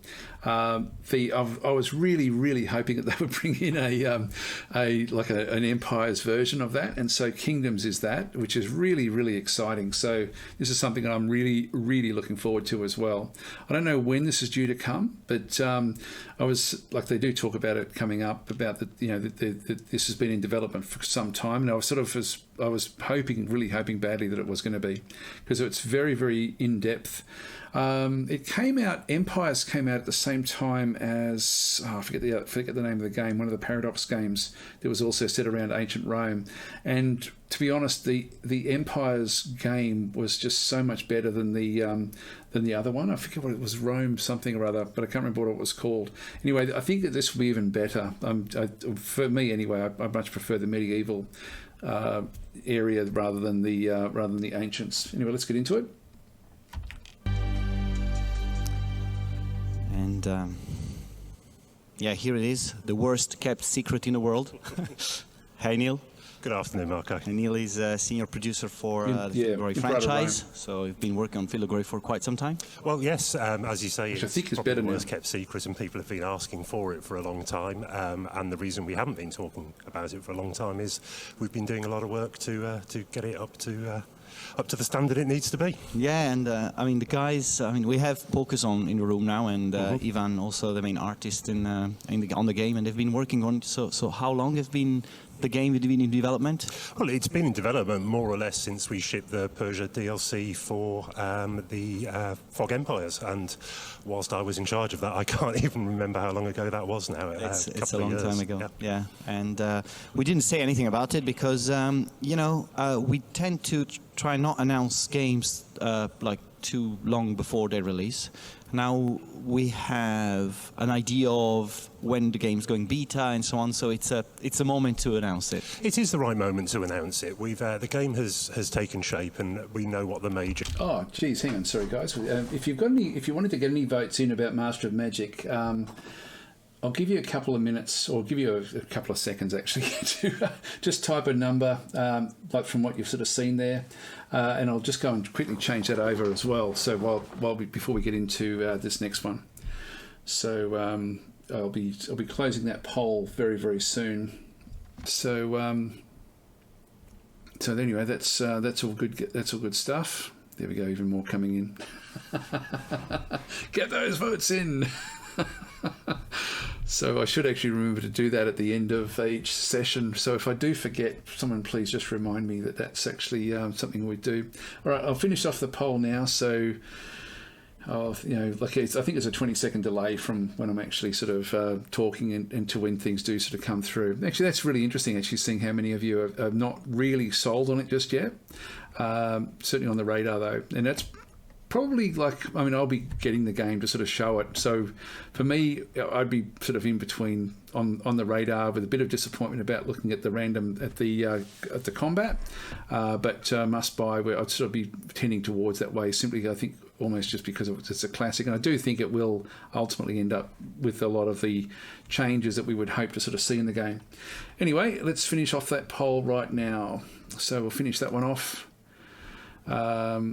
So there it is there. The final results are in. So on the radar there with 42.4%.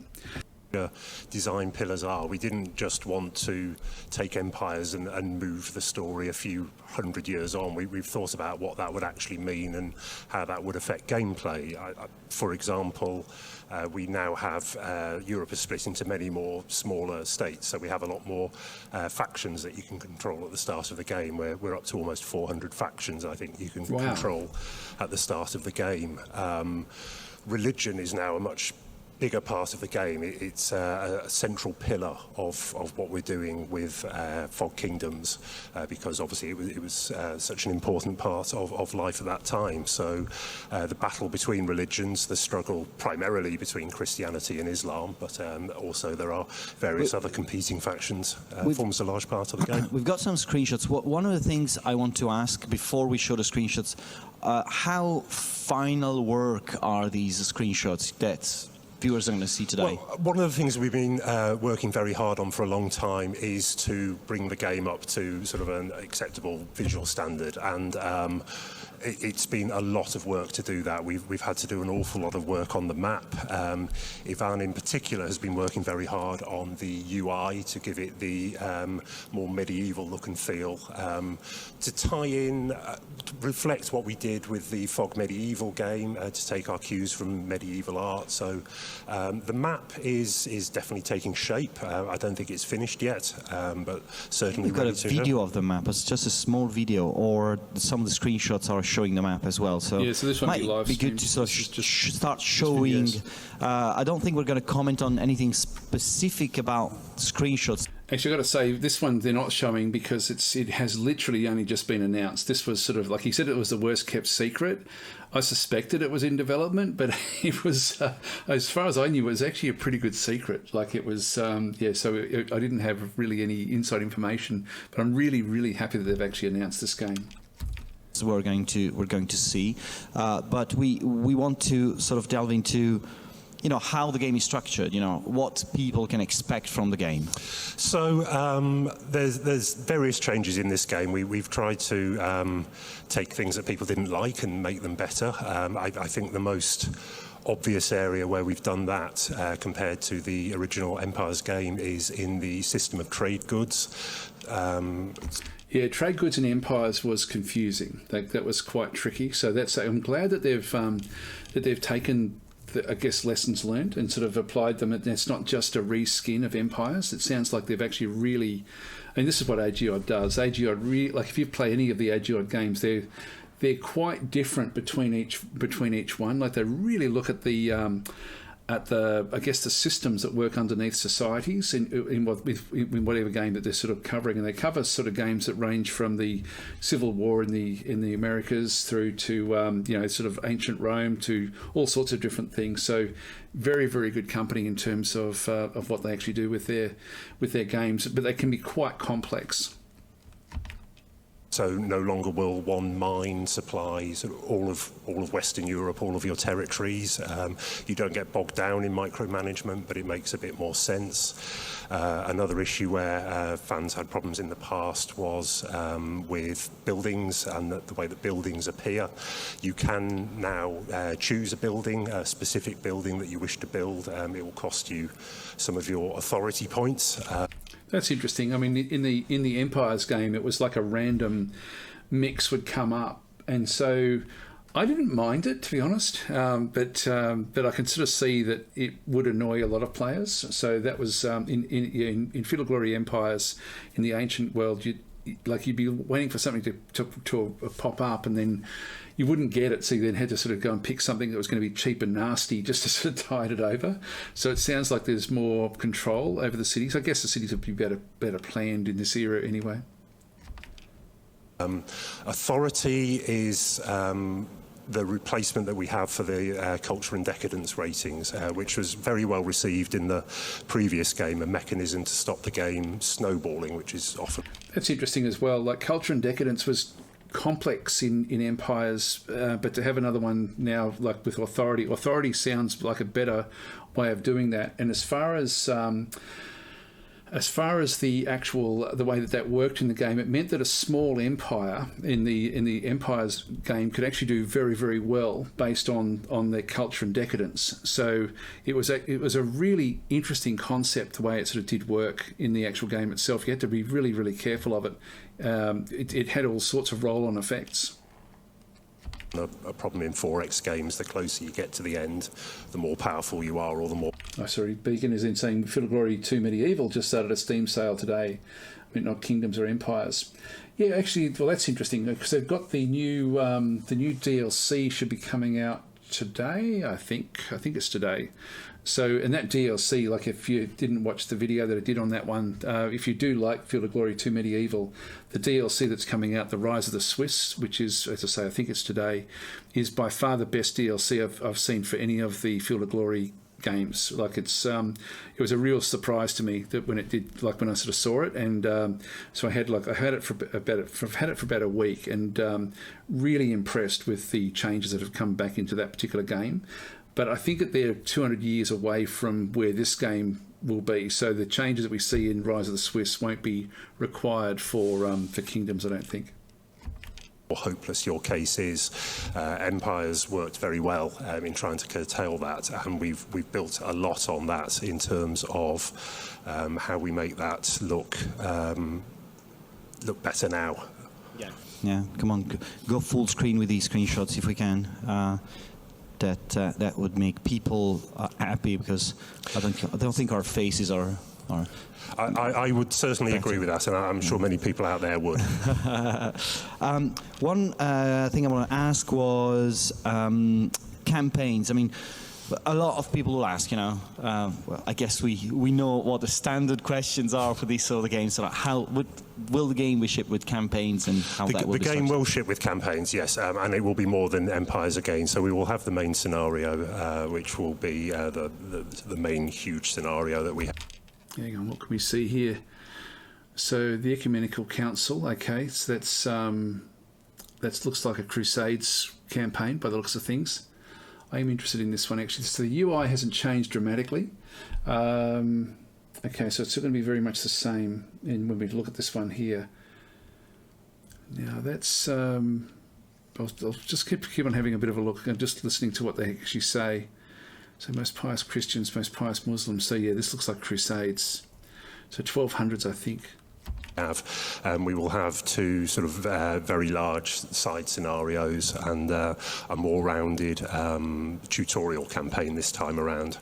You can see the screens here, sort of brighter, more colourful, more influenced by painting and sort of medieval artwork style. You've seen the brightness of colours in the central map we have here, in the gameplay map behind us, and in the intro movie that we showed, which will be a lot of the UI will reflect that look and feel as well.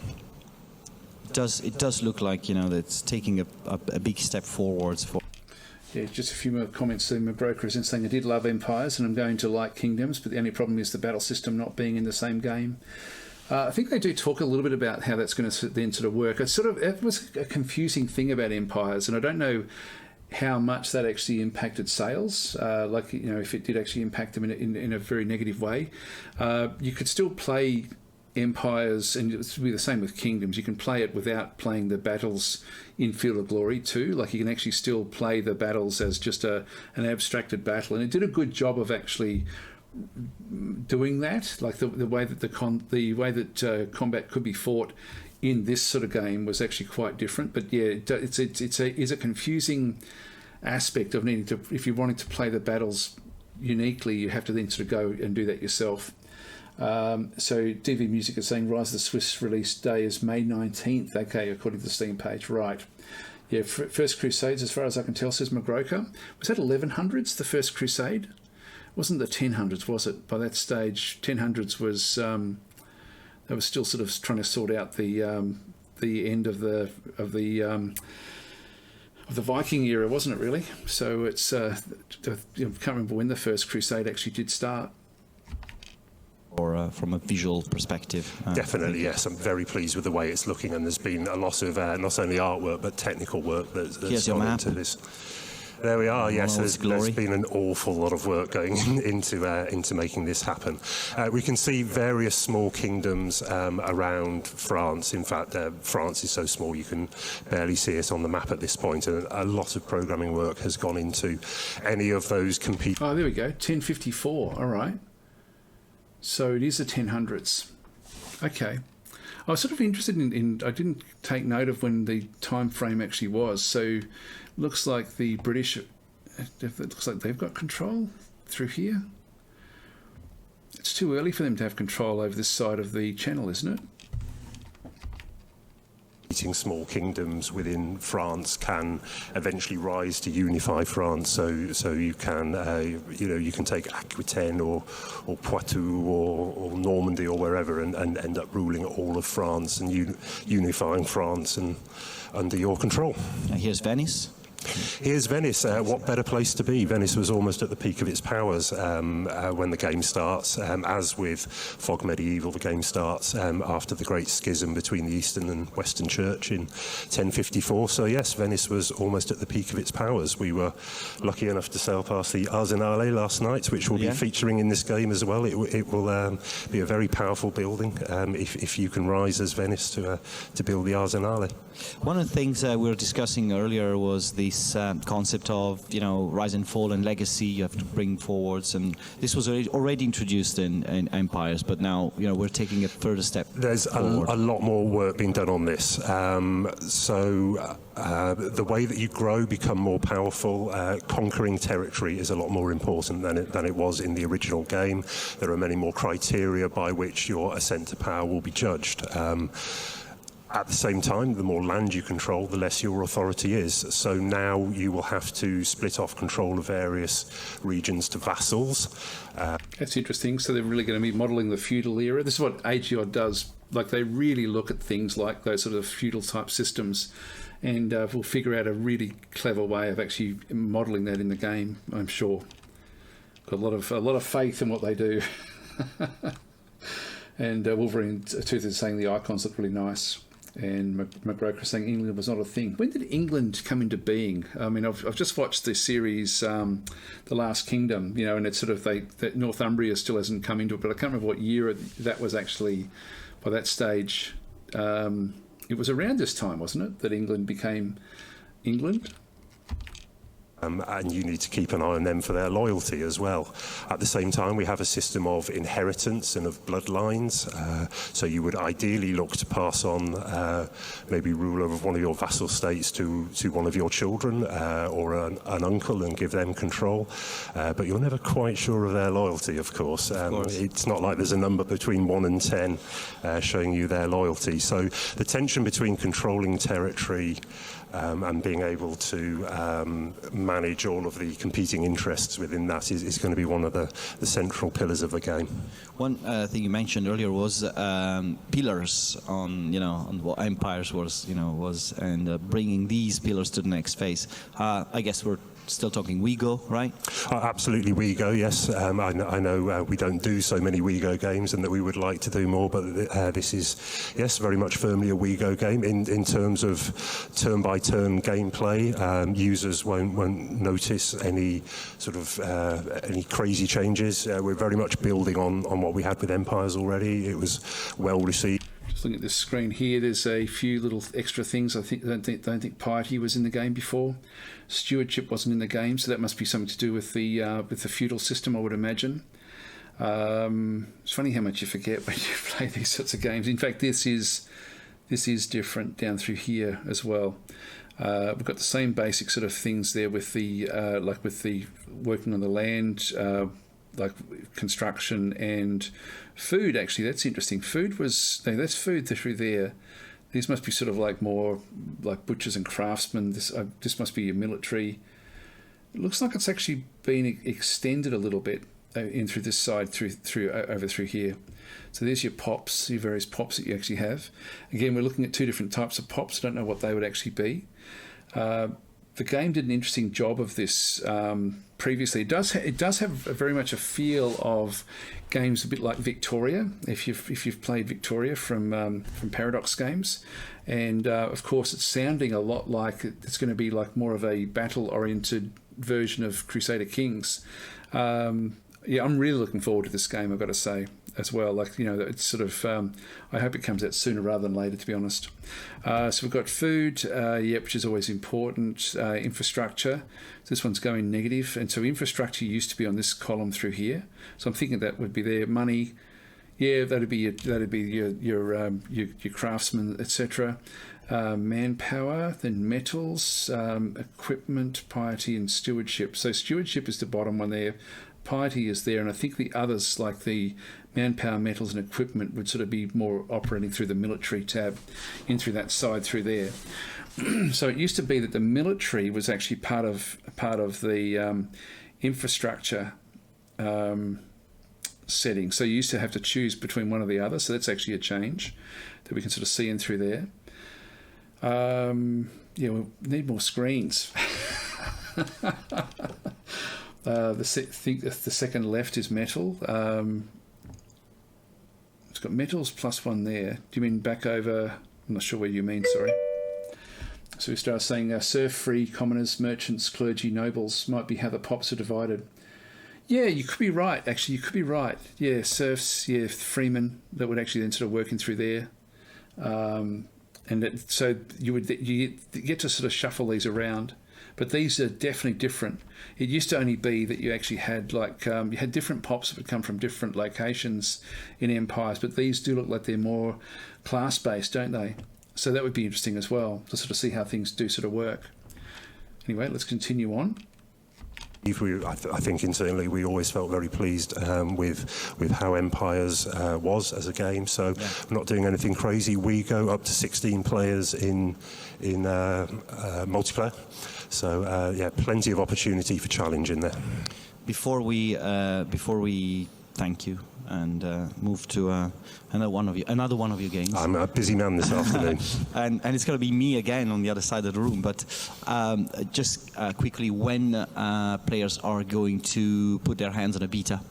We are hopeful that it will be early autumn at the moment. All right, not too far. Not too far at all. So it's the same as Master of Magic, so about the same time, about 4 months' time. Interesting. A precise date in mind, but I'm not going to say it here on the screen today. Don't say anything. But early autumn, definitely. As I was saying earlier, a lot of work has been done in the background already. We've had somebody researching full time on this for 6-7 months, which frees up the programming team, of course, to do their work as well. Poker's free to concentrate on the gameplay. So a lot is in place now. There's still a lot to happen, but I would hope early autumn we could start a beta. All right, well, as my counter says, time up. We have I think we've announced and said what we can say so far. There's a lot more.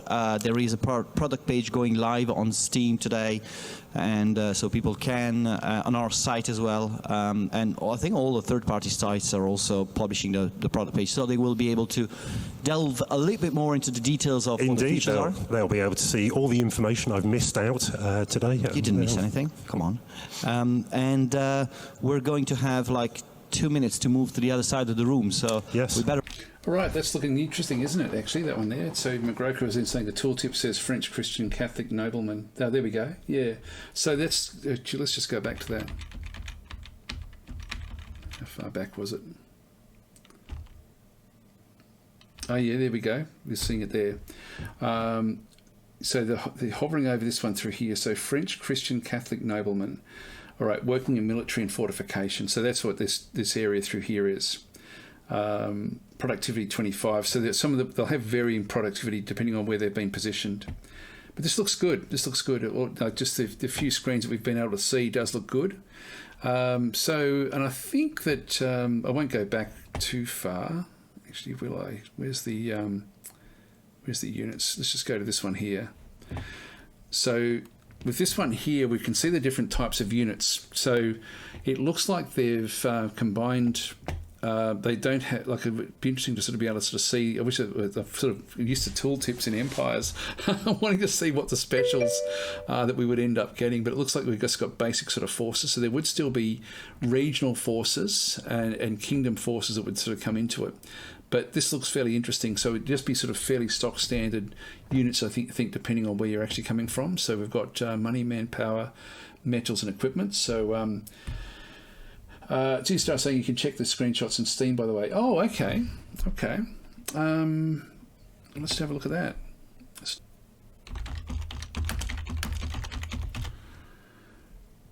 There it is. So, all right, so they've just got the opening credits in through that side there. So I've seen that one.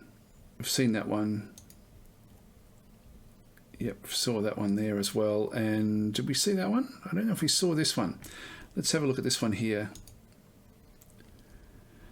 Probably not going to be big enough to sort of make use. So this is the trade goods one. Yeah, we did see this one as well. But we can see a little bit more of how different groups in Venice have been set up. They do have different graphics. It's a bit hard to sort of see it there. Anyway, you've got next.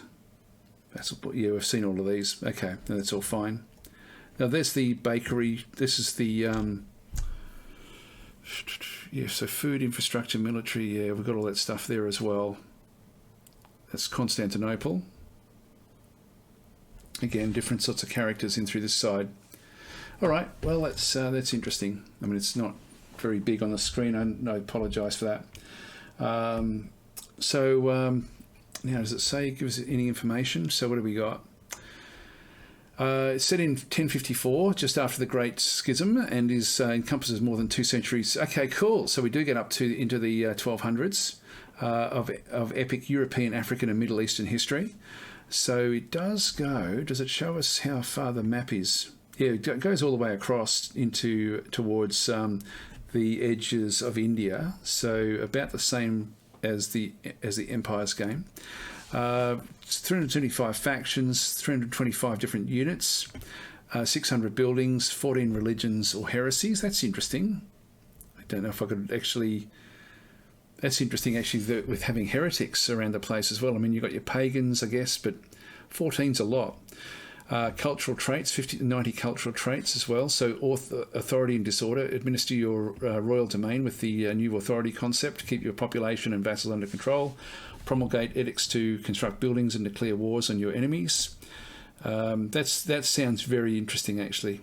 Dynasties and characters. As a ruler, prepare succession by siring an heir with your spouse. Yeah, that's making it sound a little bit more role play than what it was. Religion, having a neighbour of a different religion will create tensions and sometimes wars, even for tolerant rulers. This will be good as well. It'll be interesting to sort of see how much of a limit the whoever's in charge of the religion, like the Pope or whatever else it might be, will actually sort of play a role there as well. Keep your borders protected by an army of expert combatants like knights, sergeants, spears, crossbowmen. Many more types of units can fulfil your objectives. Again, we've got Field of Glory 2 integration. If you want even more, it lets you export and load your battles into Field of Glory 2 Medieval. It doesn't say what packs you're going to need for that one. Multiplayer, yeah, so they mentioned 16 players there as well. It's interesting. That's interesting. If you've got your votes in, just put your votes in. If you're even zero interest is actually interesting, just from a poll perspective. So if you want to sort of get it allows me also to then get a bit of a feel for what I should be showing when I'm live streaming. Like if there's games that you guys are really, really interested in. That's one of the things I wanted to sort of get from doing these sorts of sessions, actually, not so much just with this one, but when we look at other games as well. Like if there's a general interest in a particular way, it would be interesting to sort of know that one and sort of see how it actually does go. So Zoran is just not my kind of game. Yeah, that's fair enough. It's fair enough. I mean, they can be fairly complex in different ways, these sorts of games as well. And I guess if it's sort of one of those things, whenever I put up a Field of Glory video, I always feel really, really excited about it, but they never ever do very well. I don't know why, because they're quite like, it's a brilliant system, like it's based on a tabletop game. All right, so we'll finish off the poll there, I guess. So we'll leave that one there. So mild interest is the winner for this one here. All right, so we've got that one through there. I'll just see what the next game is. I'll just leave that up until we get to the next game. 25 years after the release of genre-defining TV show StarGate SG-1, prepare to embark in a whole new adventure spanning time and space in turn-based tactics game StarGate Timekeepers. Please welcome on stage senior producer Neil McKenna and director of marketing Marco Manoli. Did you just say turn-based? I didn't think it was. Hang on, let me go back a bit. He shows Stargate SG-1. Prepare to embark in a whole new adventure spanning time and space in turn-based tactics game StarGate Timekeepers. Please welcome on stage senior producer Neil McKenna and director of marketing Marco Manoli.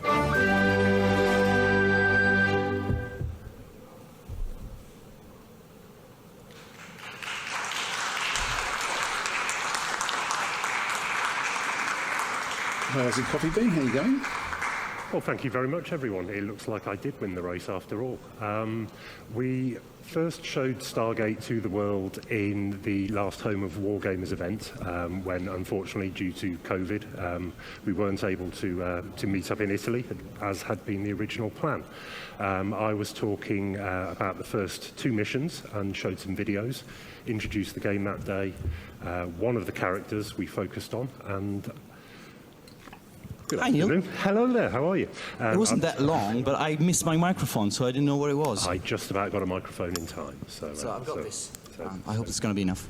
So here we are. I was just saying that at Christmas we had introduced the game and shown a couple of videos, introduced some of the characters we'd shown so far, and I was just getting to the point where I was going to say that today we're going to build on that by showing a good chunk of live gameplay on a different level. Yeah, we've got Annie playing, by the way. Hello, Annie. The Master of Magic, the Stargate game. Before we jump in, I want to sort of get a step back and say, what did we, for anyone who didn't watch the stream on, was it December last year? It was December last year, yes. What did they miss, and what are they going to see today? We showed an introduction to the Stargate game and the basic mechanics of the game, that it's a game with a lot of stealth mechanics in, where teamwork is essential. You control a number of different characters within the team. Teamwork is essential to solving the levels. It gave some flavour of what the levels felt like, that they were very different worlds. We showcased 2 very different planets that day, and the way you have to play very differently depending on the environment.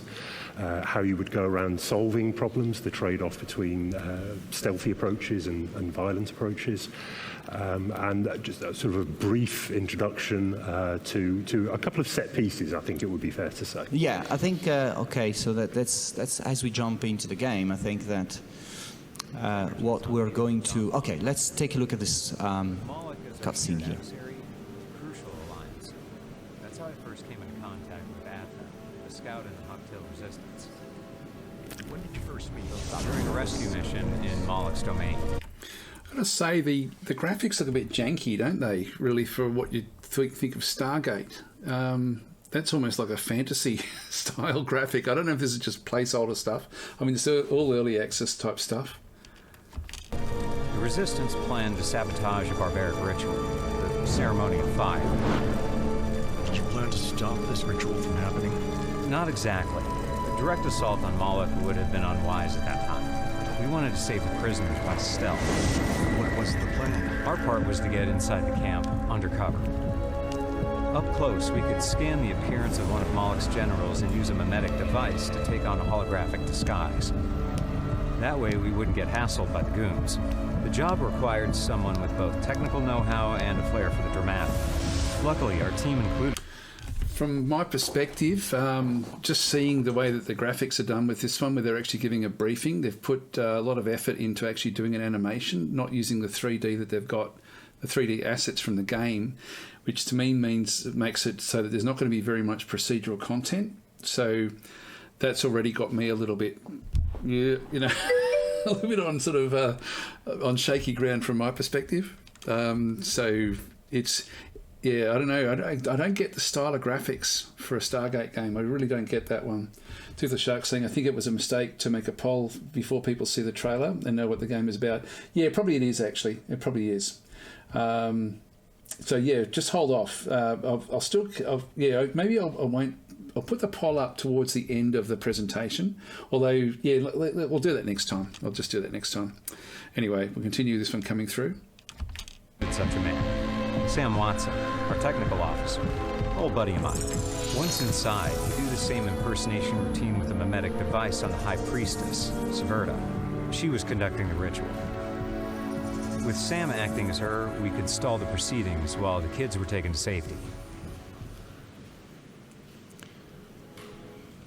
All right, what better introduction than this, I guess? Well, indeed, it's designed to be an introduction, after all. It does introduce, obviously, what you have to do in... Yeah, sorry, no, you can't change your vote, I don't think. I think once you've actually voted, that's it. Do you want me to reset the poll? Like, do you want me to actually just turn the poll off and then we can just do it towards the back end of the mission? I'll do that, actually. It's a good idea. Sorry, guys, if you have voted... There's what's that of you? There's 8 of you that have voted. I'll finish the poll for now, and then we'll come back and do that again. At the moment, it's got 0 and mild interest. Is just in the early part of it. Let's keep it going. The level with a stealth game, it's vitally. Oh, hang on, I better just get rid of that graphic. Hang on, where are we? All right. Just get it away from the overlay.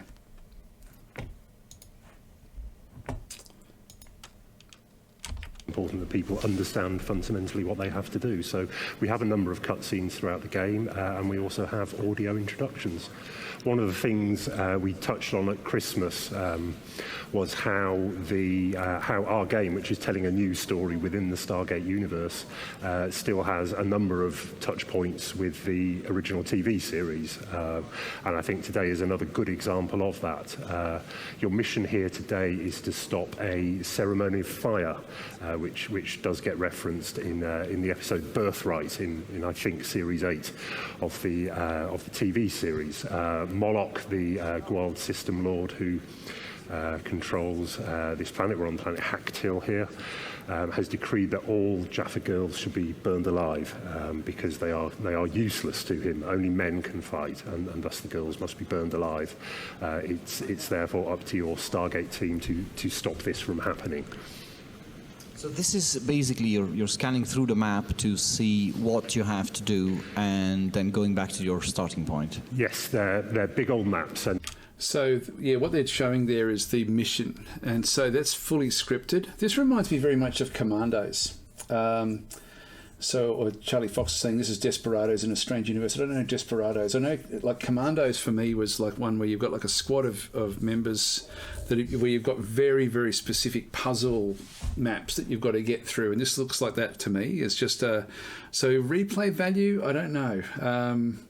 Yeah, for me, like, these are not my types of games. And you need to understand the challenges that lie ahead of you. One of the challenges we had when... A Murder Dog saying, where's the poll? We're going to keep it off until we look at a bit of the gameplay, and then I'll turn it on about halfway through. When people actually... and I'll let you know when we're putting the poll back up. Just so that people don't sort of automatically go through if they don't know about the game, so that way it's not going to be as confusing. We were working out what we were going to show today was how we were going to cram a whole level into a mere 45 minutes, as there simply isn't time realistically to play through from start to finish. These are pretty big, yeah. So what are we seeing now? We are seeing the camp here. We're introducing 2 new characters today who are We have Max, who is the sniper. Max Bolton is our sniper. He made a brief appearance at Christmas as one of the supporting characters. He has sort of typical sniper characteristics. He is very good at killing people from a long way away, which is vitally important for a sniper. Given that kind of role, he has very much the grizzled veteran about him and the sort of the hard-bitten cynicism you would expect. Yeah, as already seen, Commandos, Desperados, Shadow Tactics. Shadow Tactics I know of are all in the same concept. Shadow Tactics, though, you've got replayability, like you've got a few extra little bits and pieces. Commandos you don't, I don't think. Or could you actually bring in a different squad? I can't think of what it actually was. But that is definitely, this. I was actually, when I first heard about this game, like Stargate, I was hoping that there would be missions across varying, through different Stargates into different areas where there'd be unknowns, like what the show sort of presented. Like you didn't always go to a place that you know. So I got to say, I'm sort of around the 1 or 2 if I was voting for this one. I don't have much interest in this one because it is a puzzle game for me. He's also hooking up with his buddy Sam Watson today, who they were in our lore. They were originally army buddies together. Sam is a much more cunning character. He uses a number of technological tricks to be able to achieve his mission objectives. What we are seeing today is Sam and Max, great names indeed for gaming characters. They have something of a wisecracking relationship from time to time, and having assessed all the options, they can only come up with something ridiculous. So the plan is that Sam is going to try and get into this. Now, they said the game was turn-based. That looks like real-time to me. The fact that you're looking for variances in what the characters are doing, it doesn't look like it's a turn-based game. I may be wrong, but let me know. And Aussie Coffee Bean saying, if you showed me this earlier, I would not have believed it was a Slitherine published title. Interesting they say that actually. So Hannibal Bonaparte is saying Commandos were good, but it's not much replayability in those games. Exactly, yeah. If the poll is bad enough as the previous one, can we redo it again, or will it be the final poll for this game? The poll, when I bring the poll up, it'll be a start again, basically. So I won't remember any of the stuff. I'll rebuild the poll. Toothless Shark saying Sam and Max. That was a game, wasn't it? Sam and Max. So Murder Dog saying maybe the turn base shows up when the combat starts. We'll see what actually happens. I didn't have a close look at this one. And ZG saying maybe the mutant use zero real time while out of combat. Perhaps. Let's have a look and see. Sam and Max were point and click games. Okay, yeah, there we go. So freelance police. So let's just go. Small encampment over here. There is a Jaffa general who is in the camp.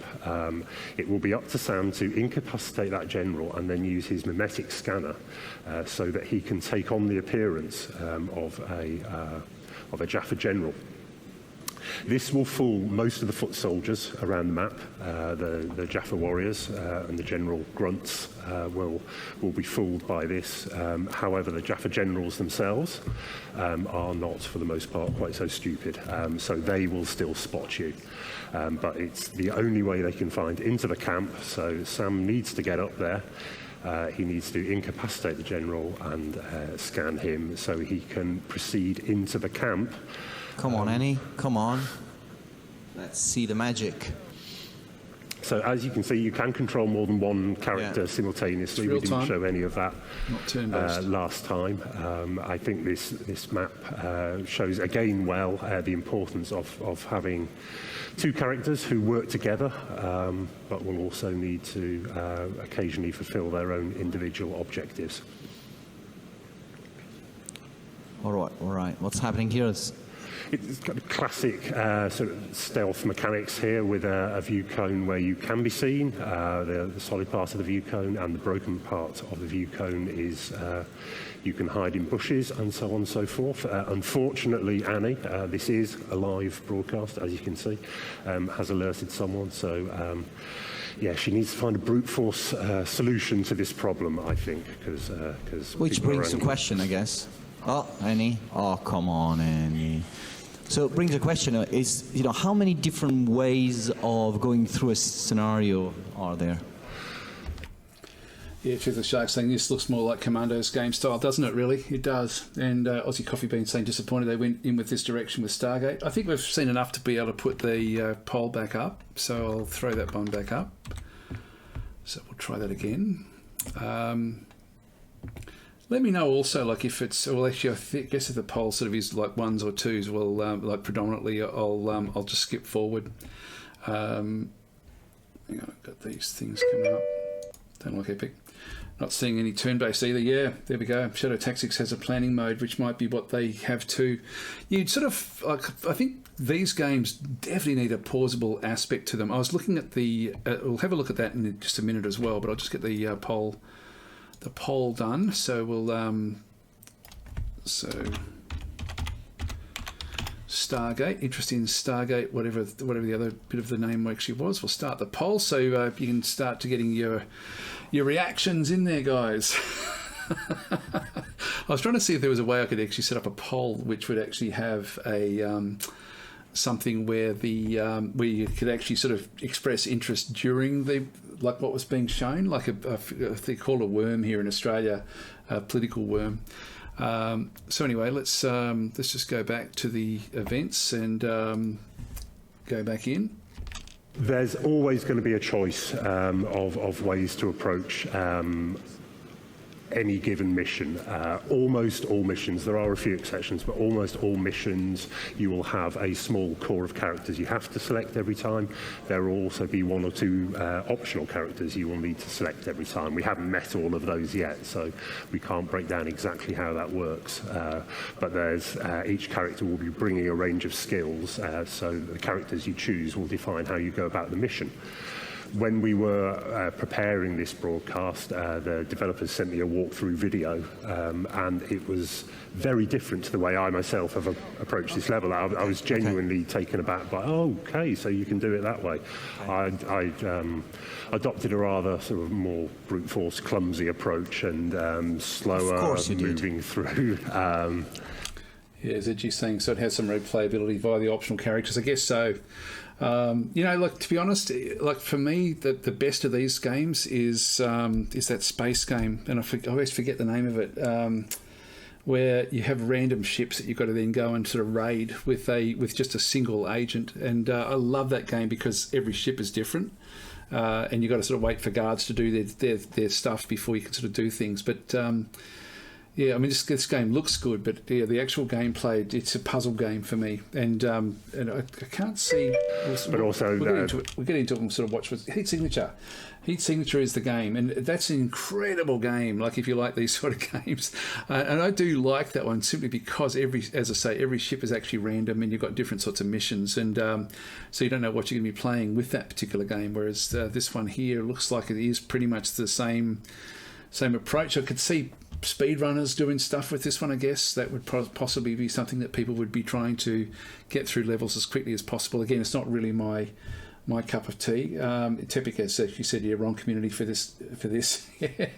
I don't know, but like maybe it is just us that are watching this as well. Like, and I know it's certainly not something that, from what I've seen, doesn't really interest me all that much. You can choose to sort of sneak through very slowly individually. You can move your team around as a close-knit unit. The team will always need to work together, but how that manifests itself can be very different depending on the situation. So, yeah, there's always more than one way to solve any given problem. I guess you go through the list of tasks within the map, and that how you achieve these tasks exactly. is entirely up to you. Your objectives are quite high level. You've got to in this mission you will have to disguise as a Jaffa general. You will use that to reach the priestess who is going to conduct the ceremony. You will then knock her out, impersonate the priestess. You will conduct that ritual yourself whilst dressed as a priestess, and so even this description is for me it's a bit hype based, like it's trying to sort of hype something up, but it's telling you exactly what you have to do, which again, I don't like that in strategy games. So Prawn Wanton is saying, seems like a waste of the StarGate IP to use a Commando's clone. I was really hoping for random locations like that were sort of surprisingly different, like each time. Like that's what I was hoping for. But then again, you do actually have, and I forget what the company is, the who actually holds the the franchise for StarGate, MGM or whatever it might be. I can't remember the actual name, but see, they would also have a big role in what actually happens. And I find that very, very few games that come out of franchises like that, where there's like play like that involved in what's going on, they tend to be like more movie-based adventure type games more than strategy games. So reading a few more of the comments there. So ZG is saying hard to waste it, given it's the only StarGate game. I think it's hard enough to get attention, and the mechanics commandos work. Yeah, replay option is usually kill everyone playthrough and pacify playthrough.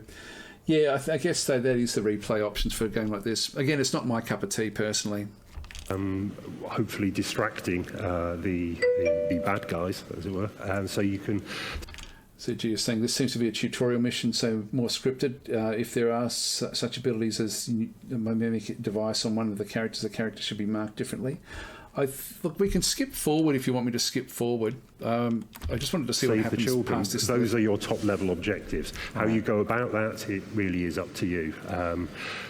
There are a few Easter eggs tucked away in there, a few little tricks, depending on what character. Do you reckon the P is pause? I don't know what this is down through here. Do you have? So there's many ways to approach a mission. Broad objectives are, of course, always the same. They're just sneaking past. One thing that we were sort of looking at was we have to be careful in not spoiling too much of the story, because this is a very very much of a narrative game. So you don't want to say so much about the story. Indeed. So we picked this scenario for a reason. You know, why was it that this specific scenario is, because it shows enough of the game, and then we felt that it showed the game well. It's an environment that we haven't showed before. It's, as you can see, a nighttime setting this time around. It showcased new characters. It's a chronological progression from what we've shown before as well. As we touched on briefly last time, the chronology of the game moves around quite a lot. This is a chronological progression from what we have seen before. It's always been a nice looking level. You will recall from early. So what did he do there? Did he throw a stone or a tin can over in the corner and the guy was looking at it? Or was that the... I don't get what happened there. I might just rewind that bit. This is a chronological progression from what we've shown before as well. So he's watched to see what the view is of these guys. They're not moving. Last time, the chronology of the game. And that was blind. Okay, he blinds him. All right, so he's got like a blind attack. It moves around quite a lot. This is a chronological progression from what we have seen before. Eyes, that's right. Okay. It's always been a nice looking level. You will recall from early presentations we've done internally. This was kind of one of the first levels we had that looked good. So it's always been a strong contender. All right, so Annie did something different now. She's gone through this cliff. Annie has kind of zoomed in here. There's a cliff outpost overlooking where you need to be. There's a lot of bad guys out there. So we have sent Max up ahead here to take care of the couple of troops who are manning the overlook. And Max has done what Max does best, silently sneaking up to people. I was distracted, so I don't know whether these people remain alive or not. I think so. They are tied up. Okay. But one other thing comes to mind is, how hard is going to be, the final game going to be? Is it hard game? We've got a lot of StarGate fans out there who are, looking for just some, genuine entertainment, right? For me, I would say it's the biggest challenge in getting the game completed. The number one thing in my in tray, as it were, balancing the challenge of a stealth game to offer the level of complexity and difficulty that people who enjoy these games want to play, and offering a challenge for those. It's funny, there's another game called Intravenous, and I don't know if you've seen that game, but that's another one that one does have pretty good replayability, but again, it's a bit more. doesn't have much randomisation in it, but it's I guess it's very similar to this sort of game where you've got like a story that you progress through. That was one of the problems I had with that game as well. I enjoyed playing Intravenous, but I didn't, but only enjoyed playing it through the once. So I've missed a lot of the comments there. But Aussie Coffee Bean saying, I think the bean counters should be worried about this one. And ZG is saying fire and pathfinding around it is not yet implemented. Yeah, must be some market for a game like this. Says Zoran. I'm sure there is. I think that speedrunners would probably enjoy this sort of game to see like if there's a time factor, but I'm not seeing a countdown in terms of the time on the screen there at all. Don't know. You got your quick save, quick load. This looks like there's some sort of map. Actually, yeah, that might be the rotating the map with what you actually sort of see. You can see different sorts of things in through this side. I guess that's the bushes that are showing up. And then these are the different abilities that each of them actually has with what they're actually doing with their attacks. But it's definitely not, it's not, they said turn-based, but it's definitely not turn-based. I might skip towards, I'll just sort of do a bit of a fast forward. Let's just go and go to settings, and we'll just do it at double speed, I think, for this one.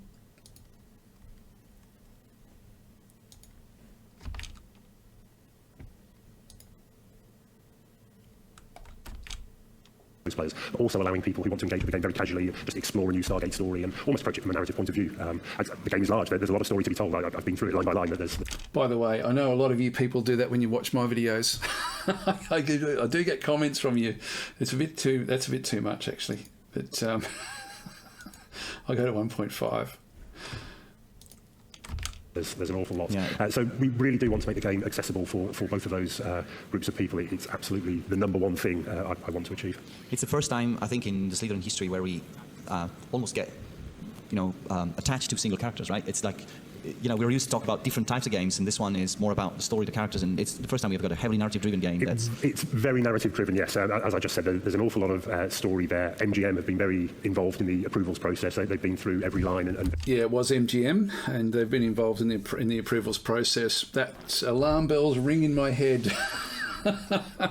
When I hear that sort of stuff, it means that you're going to get up like the Harry Potter style games or something like that. But anyway, it's I'm sure there's people who, like, I used to enjoy Commandos, but it's I don't know, they're puzzle games. That's why, like, Heat Signature for me was just such a refreshing take on this sort of game. And also there was the other one as well, where you were like a spy that had to go through buildings, and I forget what that one was called as well. Yeah, I can't think of what that game actually was. Just reading a few more of the comments there. So Gyrox is saying tactical game, main plot to create an original story unfolding over 40 narrative-rich missions. Prices around between 15 to 20. It can be interesting. Yeah, I think it's like if it's bring on Stargate Lego. So anyway, let's just continue on. That they were obviously insisting that it meets the standards that we would expect from a well-respected property like Stargate. We are telling a long story here. We feel it's a good one with a lot of twists and turns, which of course we don't want to reveal. But there's no point in telling that deep, involving story if people have to give up halfway through because they're stuck on a mountain ridge or in a Mayan temple or what have you. Sam's doing a good job there or not? Sam's doing very well indeed. He's crouching in the bushes. We can see a civilian there. Civilians, unless they see something explicitly bad going wrong, they'll just leave you. What happened there? That's the Zap gun, the stun gun, which Sam carries. So that will briefly stun a Jaffa general. Wasn't in Stargate the thing? If you got hit once by one of these things, you got stunned. You hit twice, and at any time in the future, you died or something. Wasn't that how the original started? And they had to sort of walk back on that one a little bit so that they could be stunned multiple times.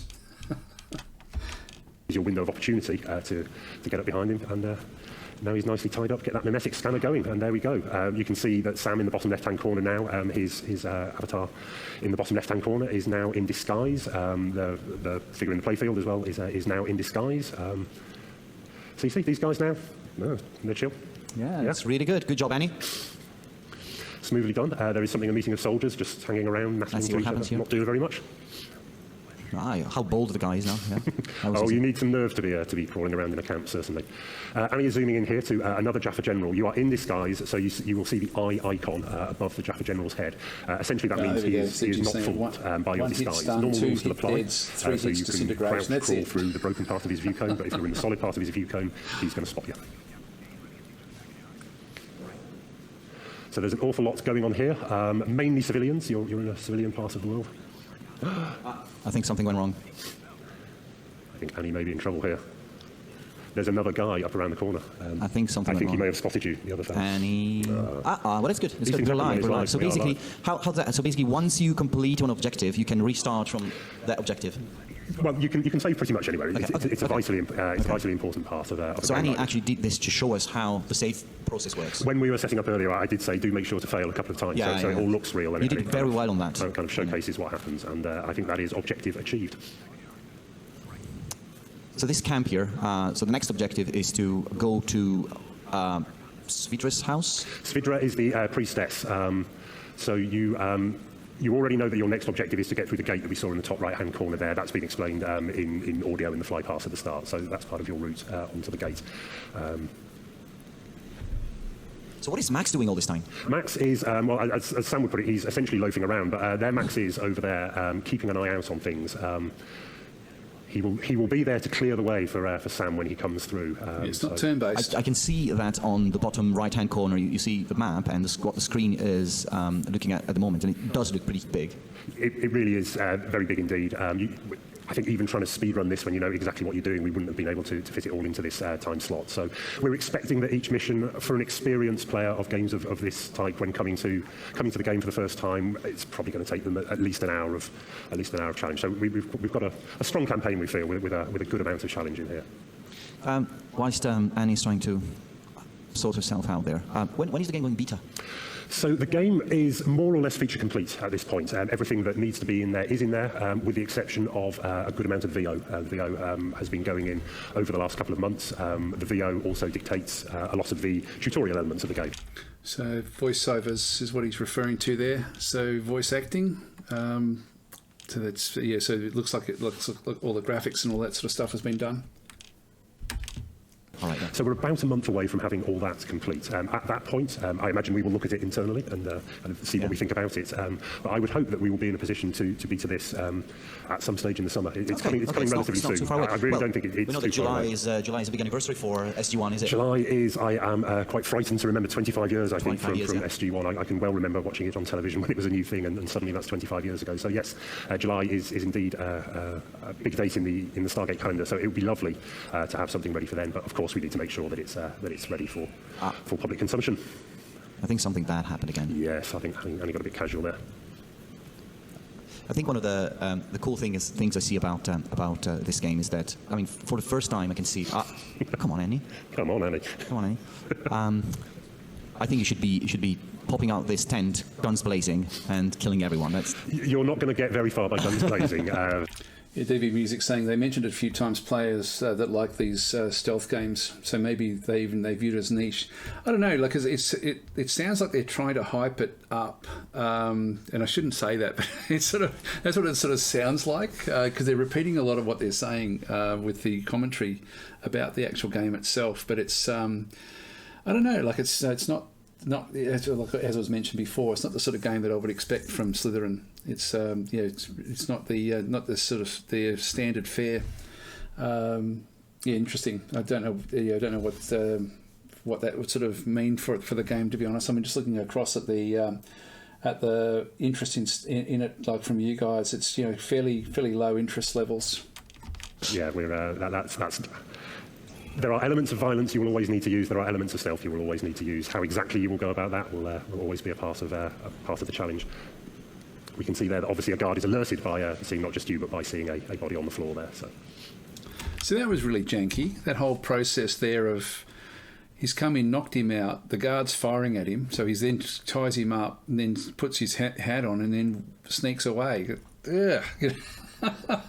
Yeah, really not interested in that one. I think we might skip past this. I don't think we're going to see much more. Actually, how much further does it go? Oh, a long way. All right. So there's still a fair bit more Let's just get to the back end of it. Do that so far. We didn't particularly like the way it worked. Again, we'll have to see how that goes in beta and see what the community think of that, whether it's something they would prefer to see more upfront or not. So that's definitely something I'm looking forward to community feedback of.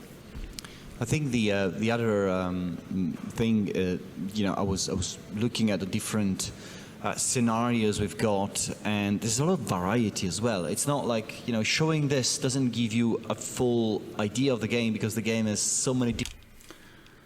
Tactical mode. Okay, so what does that do? Different situations, varieties of land. That looks like it's pausable. Okay, so we're in pausable mode. That's interesting. Actually, that is interesting. The fact that they've got something that they can sort of do where everything pauses and they can actually then implement certain things. Looks like he's talking. Escapes and scenarios, it's crazy, right? It really, everything is different. That's not bad. Everyone is completely different. We could do 14, 15 of these Home of Wargamer events and showcase something different every time. I like this. So what they've done here is they've actually now gone and set up a... they're planning an action. This is like... some of the squad-based combat games. It almost becomes like a WeGo type sort of system. What's it called? There's one that's really, really cool that keeps on updating at the moment. Where you sort of plan your moves, essentially, then let them run through. This looks like it's doing that same sort of thing. That's actually pretty cool. Yeah, everything is... I'd be doing that the whole way through. Completely different, but it doesn't feel like it's different for the sake of it. Each different landscape brings different challenges. It advances the story in a sensible fashion. Bear in mind also the timing mechanism on which we touched briefly in December. You'll be able to go back and replay previous missions anyway, so it's not enough to have a small variation. Yeah, Typic's saying, I suppose in tactical mode you can plan some moves and coordinate your team members, like in Shadow Tactics. Yes, yeah, that's like Shadow Tactics. Frozen Synapse has got a similar way of doing it as well, but Frozen Synapse you actually had to play out a full turn like that. Actually, that was true WeGo. Now the one I'm thinking of is I can't think of the name of it. Hang on, if I just go to my games, just go to Steam and have a bit of a look. If I just go to library. And it won't be. It will have updated recently. I play it fairly often, just for my own enjoyment. I really do enjoy it a lot. Look through. How far back does it go? No, so I haven't played it for a fairly long time. It has updated recently. It's funny because I thought I only just played it a few weeks ago. Let's have a bit of a look. Because it's really worth having a look at this game. It's and I've got a funny feeling it starts with P, but I can't think of what the actual game is.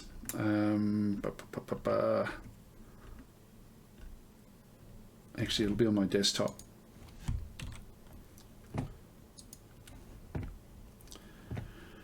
Door Kickers, not with P, with D.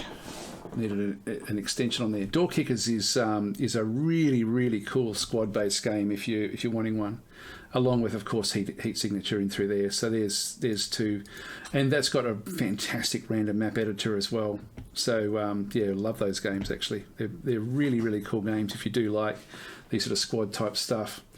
All right, let's get across back into the mix again.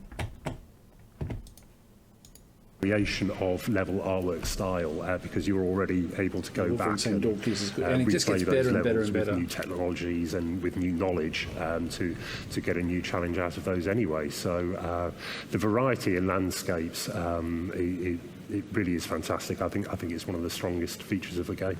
Yeah, I think most of these. See, that worries me as well, to be honest. When devs are talking about the variety of the landscapes, like it's crafted, everything's a crafted landscape anyway. So it's actually built levels, and I know that for some gamers, that's actually a positive feature, but not for me. Like for me, that just means there's no random content.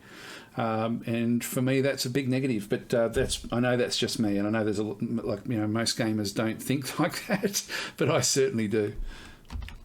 Usually, most of these games have this repeat scheme, right? So Cypiak is in saying, I thought Door Kickers had very awkward controls. It plays like it was made for mobile controls.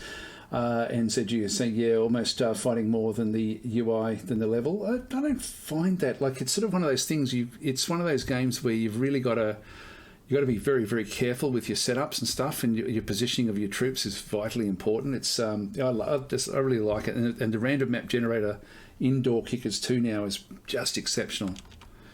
Yeah, there's types of games of a setting, and almost the setting is dictating.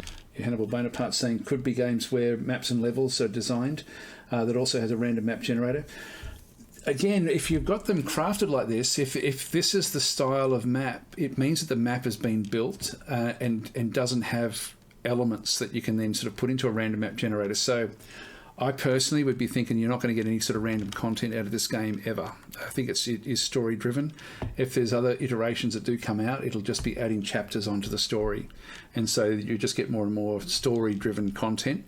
And again, a lot of people like that. Like a lot of people like to experience like a movie or a show. And that's what this game I think will deliver. But as I say, it's not the procedural content that I would be looking forward to. What's happening here with his legs? That one stretched back the other way? The landscapes, the scenarios, the characters, and so on. With StarGate, with the luxury of exploring different planets and absolutely. And as you were talking then, I was thinking, well, our setting is the universe, but we've really seized that opportunity and really made the most of that, I think. So the next level looks very different to this, as does the one after the one after. Everything is really very different, and there are some. I don't know whether we'll ever get to show them before the game is public. But I hope not. We're going to spoil all the story, and that's there are some good. very intelligent things they've done with the just the environmental design as well. So it's not like every level has cliffs, and cliffs are always important. There are some levels that work in very different fashions because of the environment, and I'm trying to think of a clever way to express that without revealing anything. But I have not been successful. No, I think you've been. I think you've been successful. I think the cool thing that we have to. I always take away from StarGate is that, well, I'm excited because it's the first narrative-driven game. It's the first time we publish a game with such a deep attachment to characters and the story and such. And I think this is really delivering on the StarGate idea. StarGate is a narrative-driven universe. I've been very taken aback by the depth of affection that people hold StarGate in, and how much it means to so many people, not just in the fan community, but also at MGM and now at Amazon as well. There's a lot of love for StarGate. Amazon, Lord of the Rings.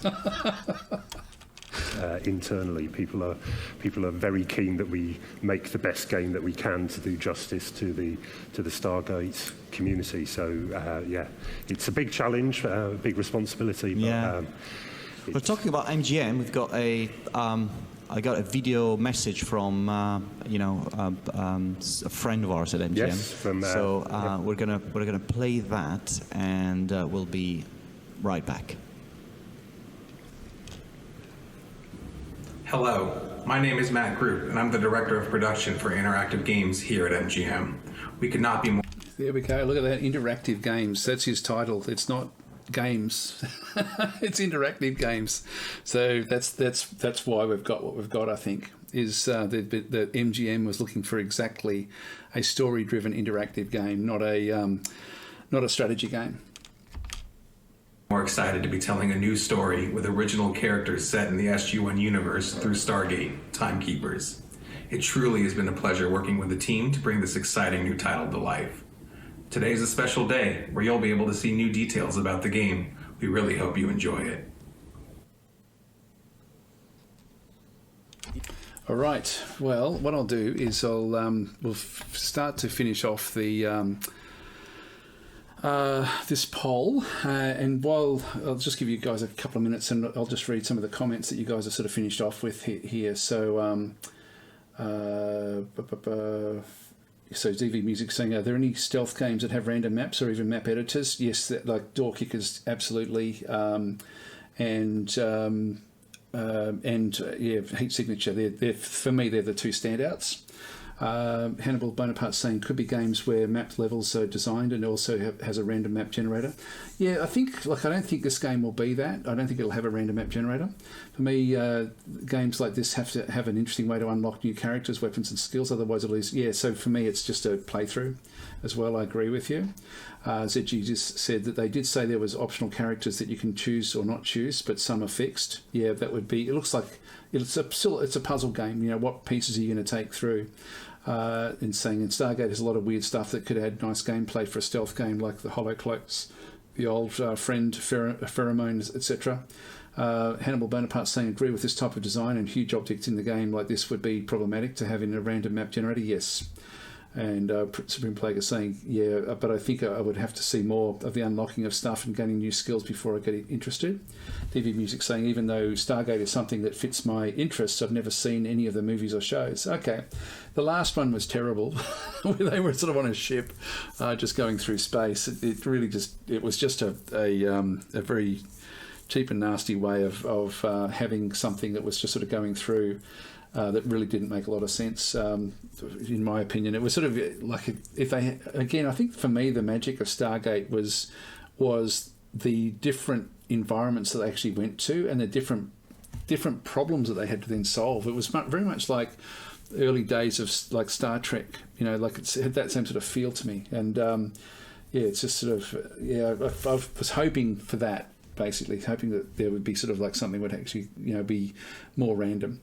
Hannibal Bonaparte saying games should be interactive games to begin with. And ZG is saying, yes, games inherently are an interactive medium. It's like saying visual movie. Yeah, I guess so. Although for me, the interactive games are point-and-click type games, or games where you are... Like for me, that being called interactive games, I don't know, that's weird. It's a weird thing to have in your title, in my opinion. So yeah, you guys are all agreeing. It's with Hannibal there as well. Yeah. So and ZG was just saying Stargate Universe has a bit too much Battlestar Galactica remake for me, without actual space combat that BSG had. BSG was a really, really cool battle simulator. Actually, I really did. I still think it's the best. I would love to see that model taken into a Star Wars. Era. I think that would be really, really cool to actually sort of see what happened with Battlestar Galactica, and have that done with Star Wars. That would be really, really cool. Okay, so and ZG was saying they had space combat in SGU. Not much though, did they? I mean, they had some. Yeah, they did have some, didn't they? But not a hell of a lot. Anyway, so what I'm going to do is I'm going to finish this poll. So, guys, if you've got your votes in, wow, that's a really damning result. That's really, really interesting, guys. That's a 70% zero interest. Jeez, that's a bit of a shock. Okay, so anyway, let's finish that poll off, and we'll go to the next game. You said no space combat, No, whatever it was. Anyway, so you guys are still talking amongst each other. All right, so we'll leave it there. We'll finish that poll off. I know there's a 20-second delay from when I say things, so I'll just try to give a few more seconds before I close it off, but we'll close that one off now. Okay, so there we go with Stargate. So I've got to say that the guys from Slitherine are such nice people, because I deal with a lot of them, and they are genuinely across the board really, really nice people to deal with. So when they do the antics and stuff, it's as I say, they're good people to deal with. Good afternoon, everyone. We've already done one badly kept secret of the day, which was FoG Kingdoms. We now have the second badly kept secret of the day, which is... We do indeed. Yes, Ancient Arenas Chariots is finally announced. It was teased at Christmas and has been mentioned in the tea time, I think, pretty much every week ever since. So we're here to show a bit of gameplay today. Annie will be playing against a number of streamers in a few minutes. Yeah, so there's 4 of us that were supposed to be playing, and then Annie was also supposed to be coming in as well from the Slitherine side of things, but it didn't actually work out that way. So, this looks like it's going to be a great game by the time it does come out. Now, a few of you have already sort of been speaking a little bit about it earlier about it being sort of like Quadrigger 2 essentially. Well, it's a spiritual successor to Quadrigger. It's a different developer, but same sort of gameplay. And I've got to say, it's at this early stage, there's still a lot of work to be done with the game, but it feels like it's going to be a lot of fun to play. So I really have enjoyed playing it, and I've been playing it a little bit even when I don't have to record it, which is sort of unusual for me with games because I do tend to not have enough time to just spend too much time. But you can play a game of this in like 10 or 15, or 5 or 10 minutes really, to sort of just play an actual race. So it's a pretty cool game. Anyway, let's just go forward. Topic saying multiplayer. Yes, it is. Well, I'll show you what they show us anyway, and then we'll just go through it. Minutes time. We also wanted to take a bit of time to introduce the other side of the game. We're pitching this obviously as a spiritual successor to Quadriga, and we have many of the same features in there, but obviously it looks a little bit more up to date now, I think. We've spent a lot of time constructing our models and motion capturing horses, which is something I've always been very keen to point out. Very passionate about. I've always been very keen about the motion captured horses in there. I very much like the idea that there's some guy in a field in Poland motion capturing a horse somewhere. And I think it's paid off pretty well. We do have a resident horse expert in the office, Mr. Sharrock, knows an awful lot about horses. And has been advising us on how they should be moving. We'll come to that later on, but this is an instance of the expanded metagame there. We had a brief look at the blacksmith, which is one of a number of sort of different buildings we'll get to play with over time. When you start up the game, you will choose, as in the original game, there's a number of factions you can belong to, and a number of specialities you can pick up. That will determine which buildings are available to you, and therefore which of. Yeah, that's interesting because I didn't get to hear any of this because I was actually waiting to play the multiplayer game at that point in time.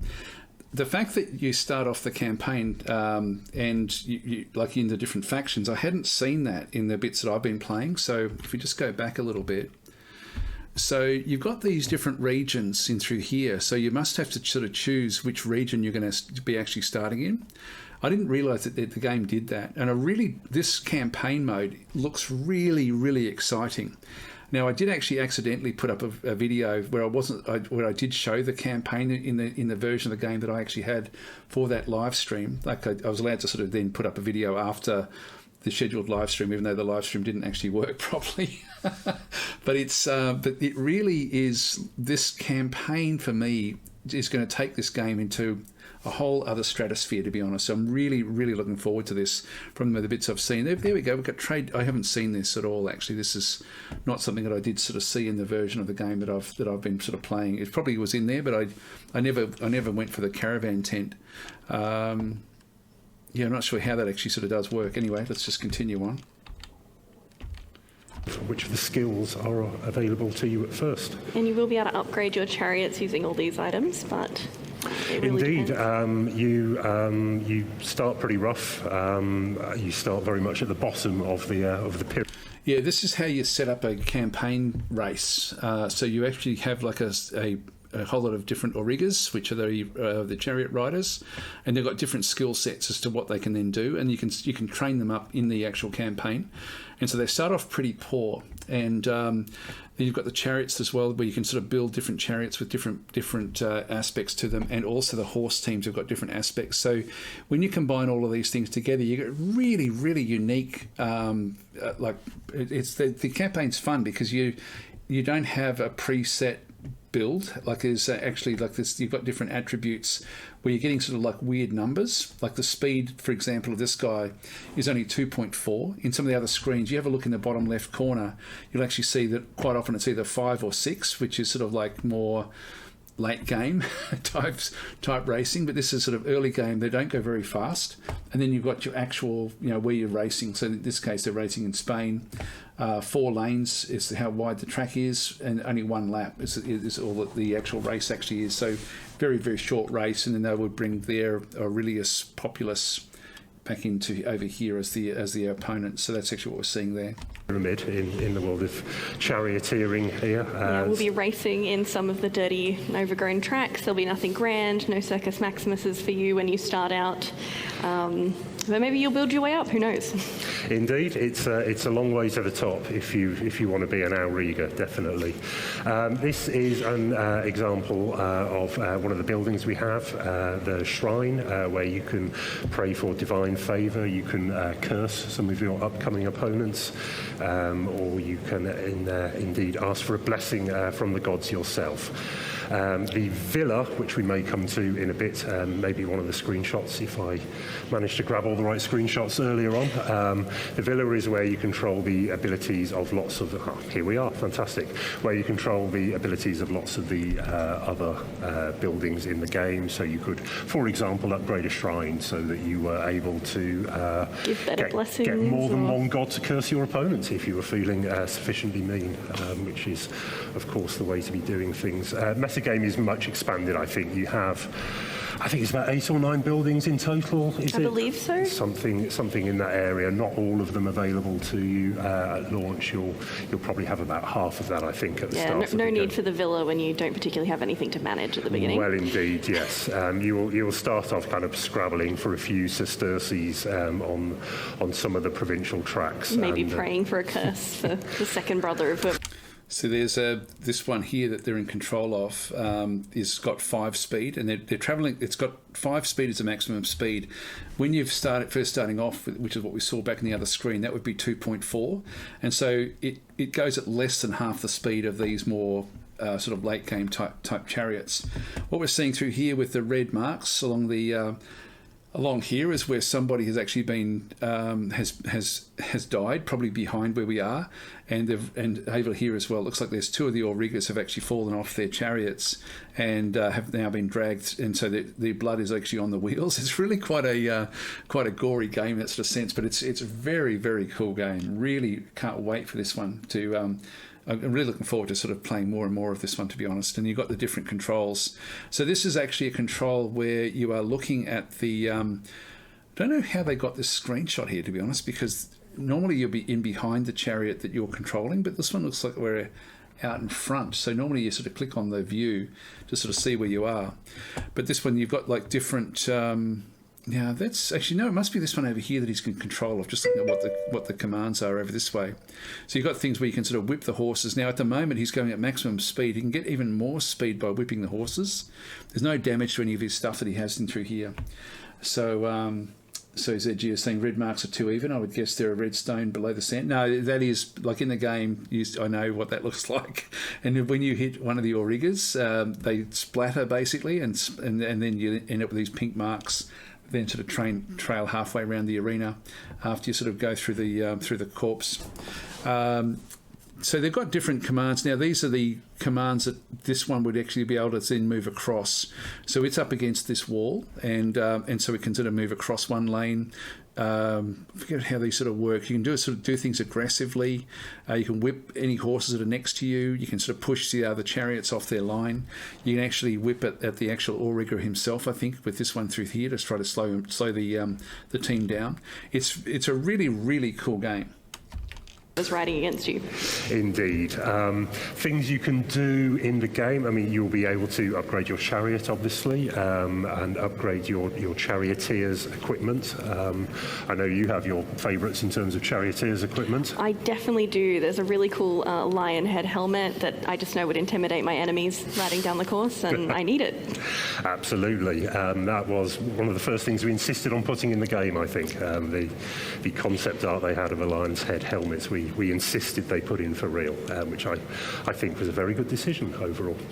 It's funny they're talking about different sorts of helmets there with like lion heads helmets and stuff like that, but in reality, like for I guess for me, it's more just the stats that they actually give you. So when you actually do have like your Auriga equipment, you've got different sorts of equipment that give you different sorts of bonuses, and I don't even know what all these things are. There weren't tooltips in the version that I actually had, so I don't know exactly how that one does actually sort of then work. Reading a few more of the comments. So, yeah, whip them horses faster, says Supreme Plague.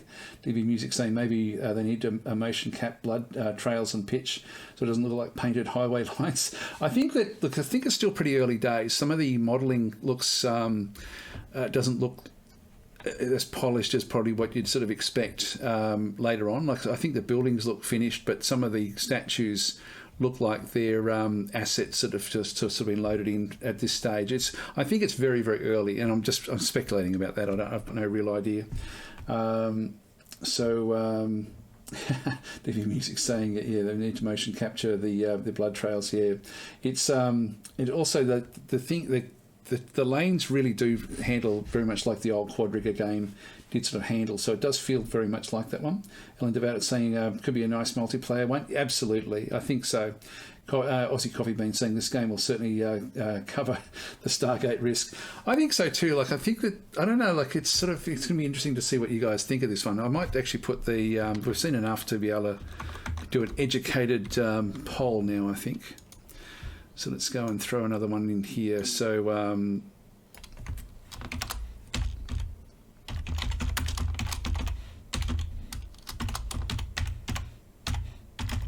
Chariots, did I spell that one correctly? I think so. Just put a space at the end of it. There we are. Okay, so we'll start the poll. So it's up there now, so you guys can sort of say what you think about that one there. But I'm really looking forward to that one. It's funny because I didn't think it would be very popular, but from the comments that you guys are sort of talking about, it sounds like so DV Music saying, does the multiplayer use some type of point buy system? Yeah, what you've got is at this stage, and I don't know if it'll change, I'm hoping it will change, but at this stage with the multiplayer, you basically have like you can build your own chariots, essentially. I think that's the way it will come. At the moment, they've got like 4 different chariots you can sort of then go and choose from. So it looks pretty cool in that sort of sense. So Zoran DK saying another I'd rather watch than play. There is actually, and I mean, it's not exactly what you're talking about, but you can actually, when you're playing the campaign, just play the campaign as well and actually just auto run the races. You don't have to actually sort of play the. I know that you weren't talking about that, but anyway, for me, it's sort of it's interesting. It's an interesting game. It's what I'm really looking forward to. I like to think so. You can scout around sort of your known world. We have 4 main areas. We have Egypt, Greece, Rome, and Hispania, which sort of covers 4 very different looking tracks visually. I think it's Rome we're showing today off the top of my head, I believe because so. we are in Italy after all. So why would we not? You build up your networks over time, get a better impression of what's out in the different territories in terms of horses, new equipment, charioteers, so on and so forth. The actual little rigger itself. Indeed, yes. You've got a lot of different mechanics to balance. There's any number of buildings to upgrade. Yeah, actually, a few of you are mentioning Riding Bull. Now, Riding Bull's a German player who actually has. So he was one of the 4. There was Riding Bull, there was Cringer, who I haven't sort of come across before, and there's also Angry Joe from the Angry Joe show. So, and myself. So they were the 4, and I think they're going to try to do another rematch. I'm looking forward to that, to sort of see how it does go. I didn't realise that Riding Bull had actually done a lot of Quad Rigger, so I expect he would actually be very, very good at the game. So, Terran saying, but I warn you, he is German. Yes. Yeah, but it's looking really, really cool. Equipment, your charioteers, your horse teams will work together immediately, but also would stand to have better training, work together, and they can then they improve, they work more harmoniously, they're just more effective. Your lead horse can be trained, your other horses, your lead horse being your funalis, a word I've learned during the production of this game. What armour your guy might wear is another pretty important one, because he's probably most likely to get stabbed not wearing his leathers. Absolutely. It is all is fair in chariot racing, it would be fair to say. There is absolutely damage done to opponents in any way, shape or form. You are going to be taking an awful lot of grief out there. Your horses can sustain damage during a race and will. Actually, I was trying to record one where the horses actually do take damage. If they take too much damage, they actually die underneath you and sort of fall out of the fall that you've actually got.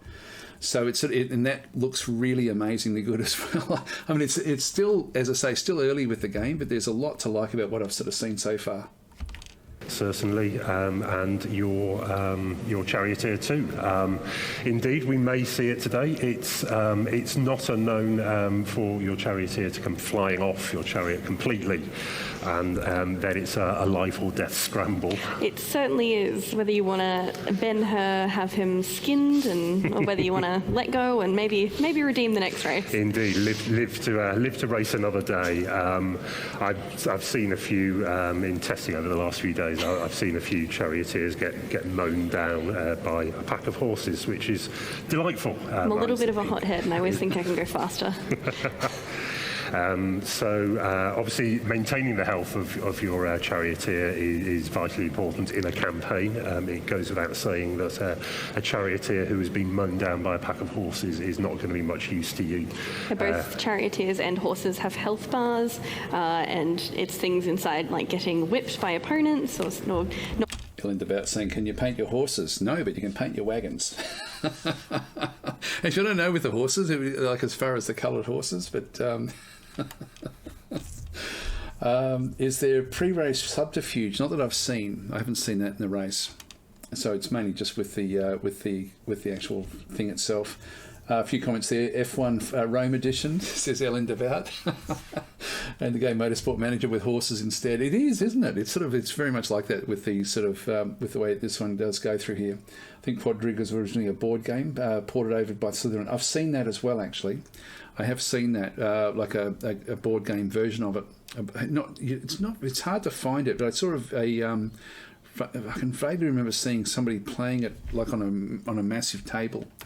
So so it must have been based on that, I guess. Not feeding them well is obviously going to damage that, whereas looking after them to the best of your ability is probably going to do better. Indeed. What else do we have in terms of mechanics? Blacksmiths for equipment as well. Your equipment will degrade over time, as well as getting smashed up by your enemies. It may indeed even get cursed by your own enemies. There's an awful lot out there, so you will need to establish good trade works. You will gain research points by having a meteorology tent, but also by then... Mr. Voxy is saying would be interesting if Slitherine made a gladiator game. Actually, that reminds me, have you guys seen the furor about, is it Gladiator Manager or something? There's a gladiator game where the dev actually started to write comments in his patch notes, like political comments. It's a funny story, and I can't remember what the game actually is, but I don't know if you've heard about it, but it's actually really quite interesting. Anyway, it's just I can't think what the game actually is. Is it Gladiator Manager or Gladiator School or something like that? It's actually a really cool game. DV Music saying this looks great. Also, I'd love to see this type of game for Star Wars pod racing. And Charlie Fox is saying, I wonder if there's a sponsor selection like in Motorsport Manager. It looks like there was in terms of the caravan tent or something by the looks of it. Various race-winning mechanics as well will also grant you points to research new blueprints for better equipment, or indeed just brand new equipment. So how you equip your charioteers is vitally important. Did anyone... Look, what's that? It's sort of funny. It's still very, very early days. I hadn't even noticed that before. I think there was a comment there earlier about where's the wheels gone or something like that. Yeah, so there's these guys are just standing on the axles. All you need is axles. grant you points to research new blueprints for better equipment or indeed brand new equipment. So how you equip your charioteers is vitally important.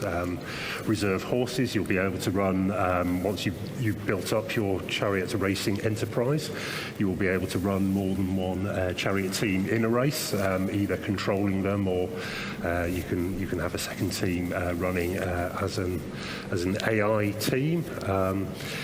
The races themselves are, we tend to play them turn-based, but you can also play them in real time as well. Which is yeah, so there's actually a mode when you set it up, dynamic mode, which makes it into a real-time game, but I didn't enjoy that. I did test it, but I didn't actually enjoy that personally. I think something which is new here. You don't have to play the races at all if you just want to manage through your campaign.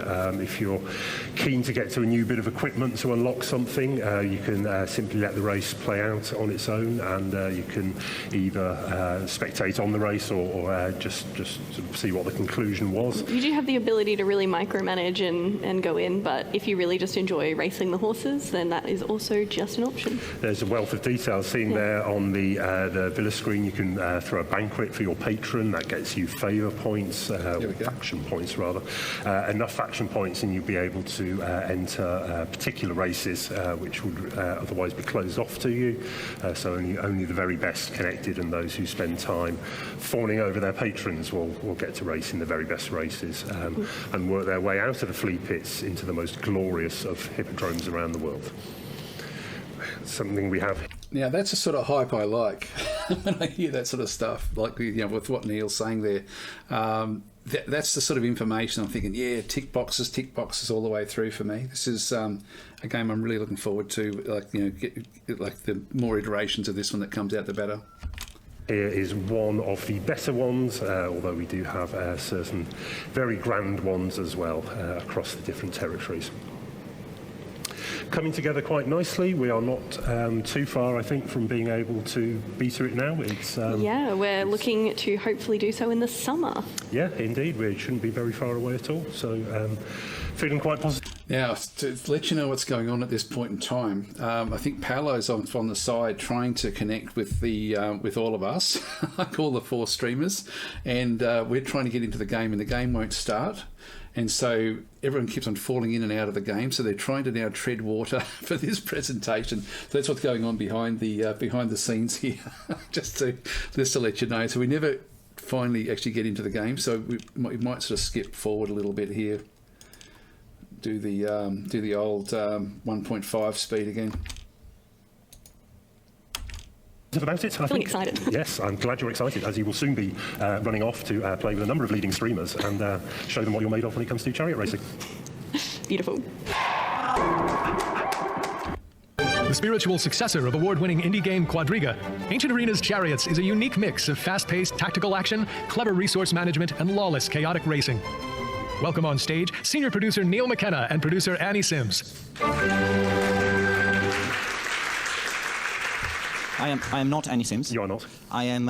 We had to play this because we forgot to play earlier, so we had it in the back burner, so we had to play it anyway. So we are now going to try this moment of this is never going to work. Yeah. Okay. So the guys have asked me to take some time because we have to set things up a little bit.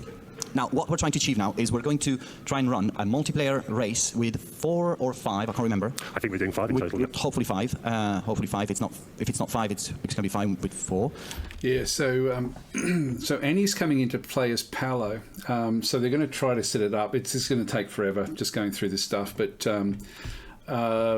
yeah. So there's myself, Cringer, Riding Bull, and Angry Joe came in a bit late as well. So they were trying to sort of pad things out until Angry Joe arrived. So he was a few minutes late. So that's why they were covering the same ground there before. But anyway, that's the setup. Everyone's ready and rolling to go. So I didn't get to hear any of the actual, any of the lead-in. I was just waiting for the race to start. I can see. Are the green ones the ones that joined the lobby? The greens are ready. Are ready for the race. Yes, okay. we are So connected from Germany, we have Riding Bull. Guten Abend, Riding Bull.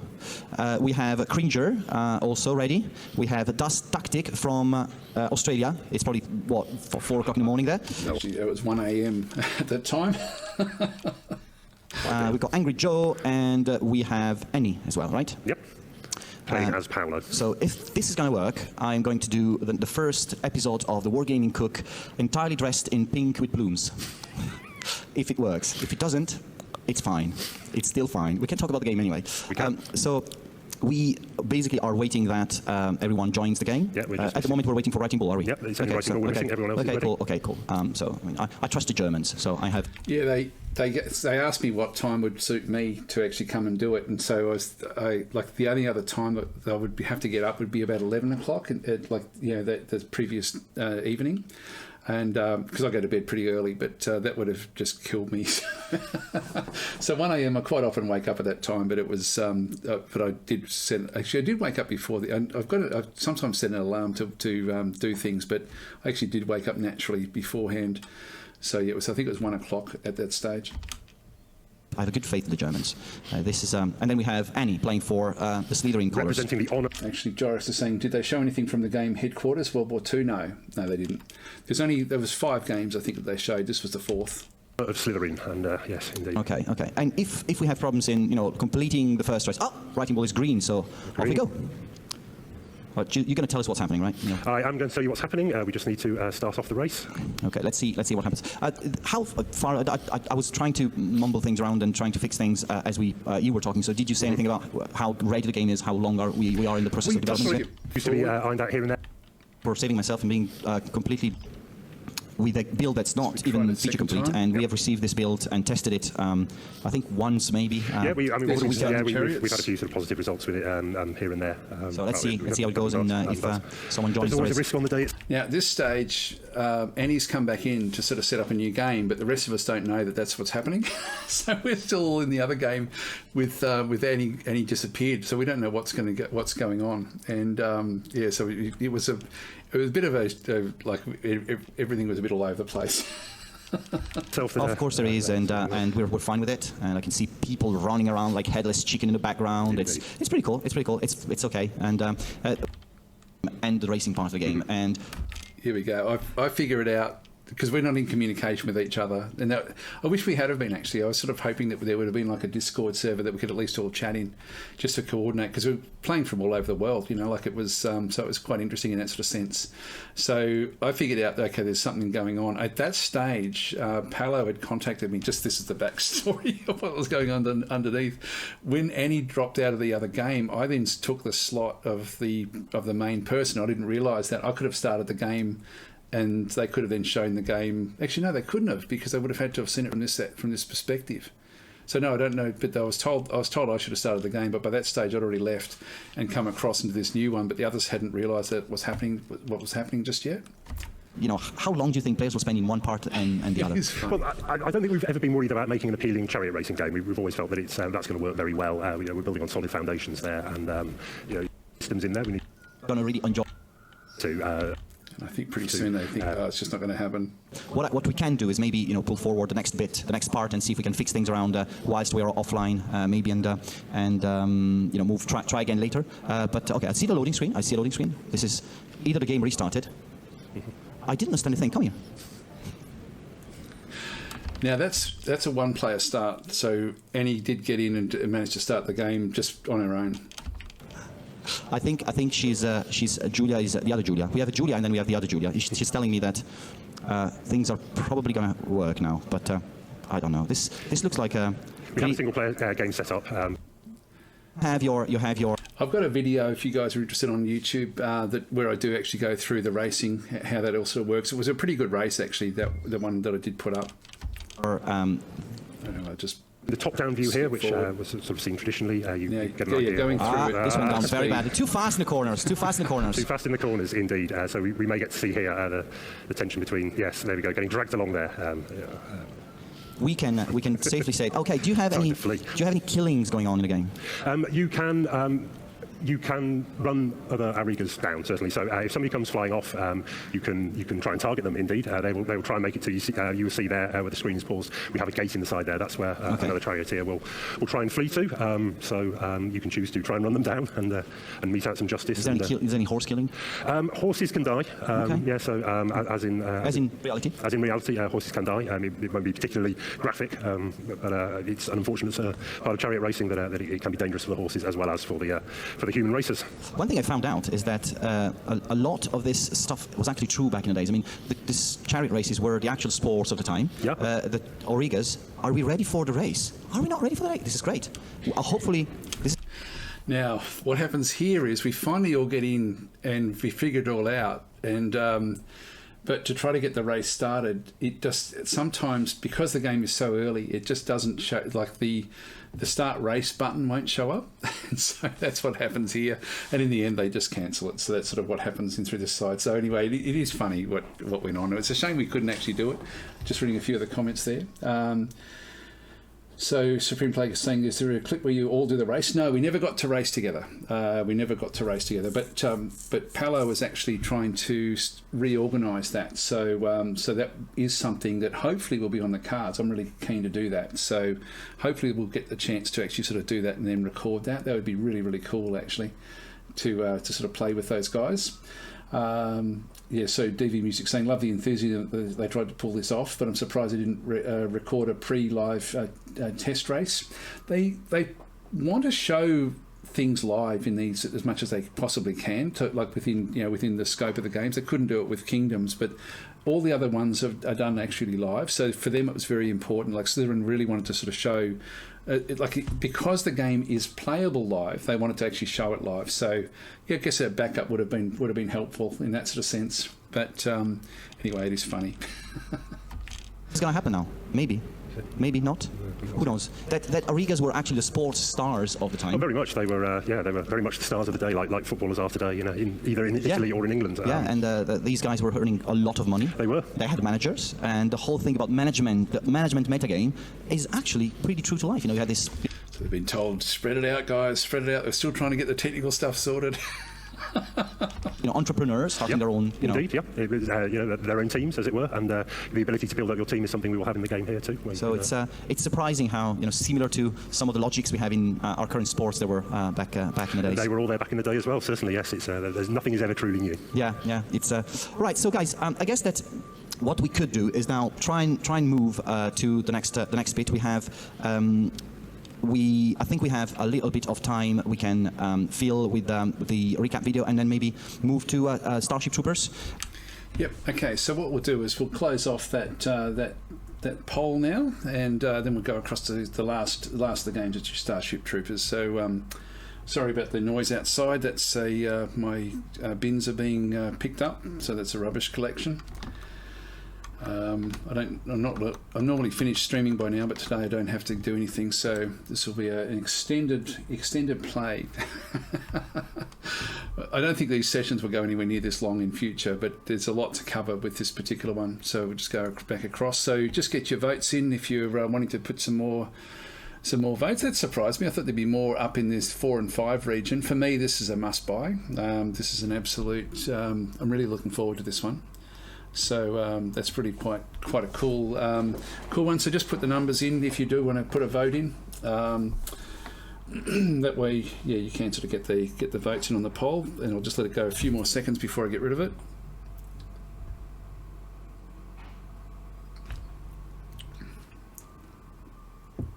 So any more coming in? So some more zero interests coming in. There's a few people already voted. So Supreme Plague saying I changed from my 3 to a 4. Too late. There we go. For me, it's an absolute must-buy.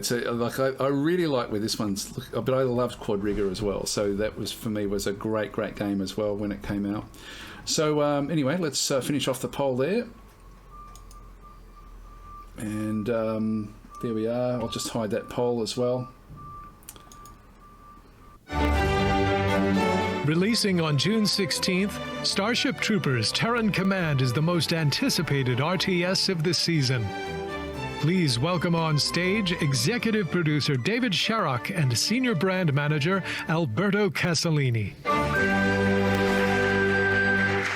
And if you watch the the Twitch streams on Slitherine, you'll notice that as Edmund going to be playing this one over through here. He does a really good job with these sorts of real-time games. I don't have the reflexes to play these sorts of games, and I do have a problem with this game. A big problem for me is that it's not active pausable, so you can't actually pause the game and give instructions. You have to play it real-time the whole time, and I really, really don't like that.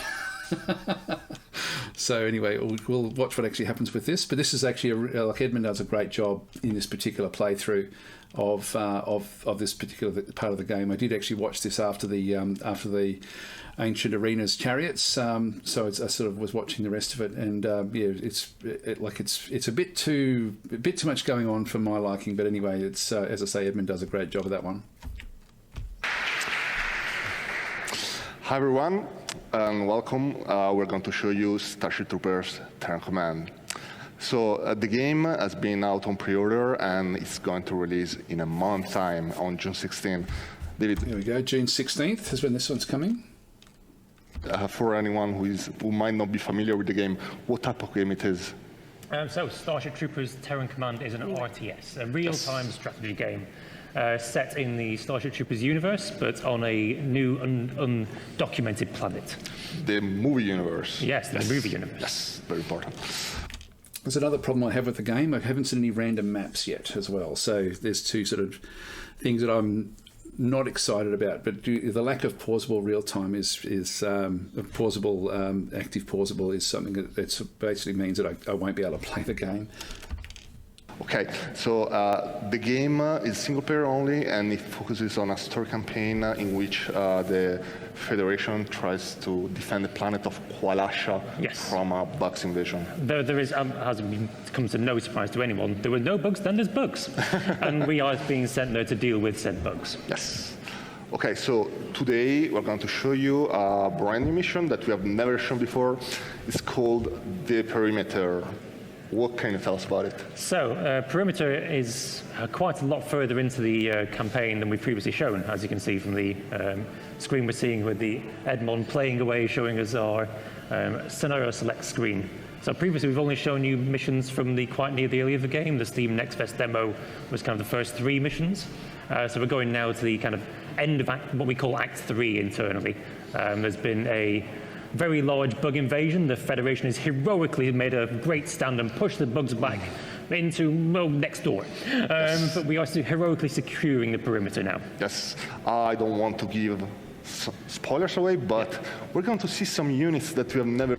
I've got to say, I really do like the look of the game. It's it feels Starship Troopers, like, you know, it's like the graphics really feel like the movie.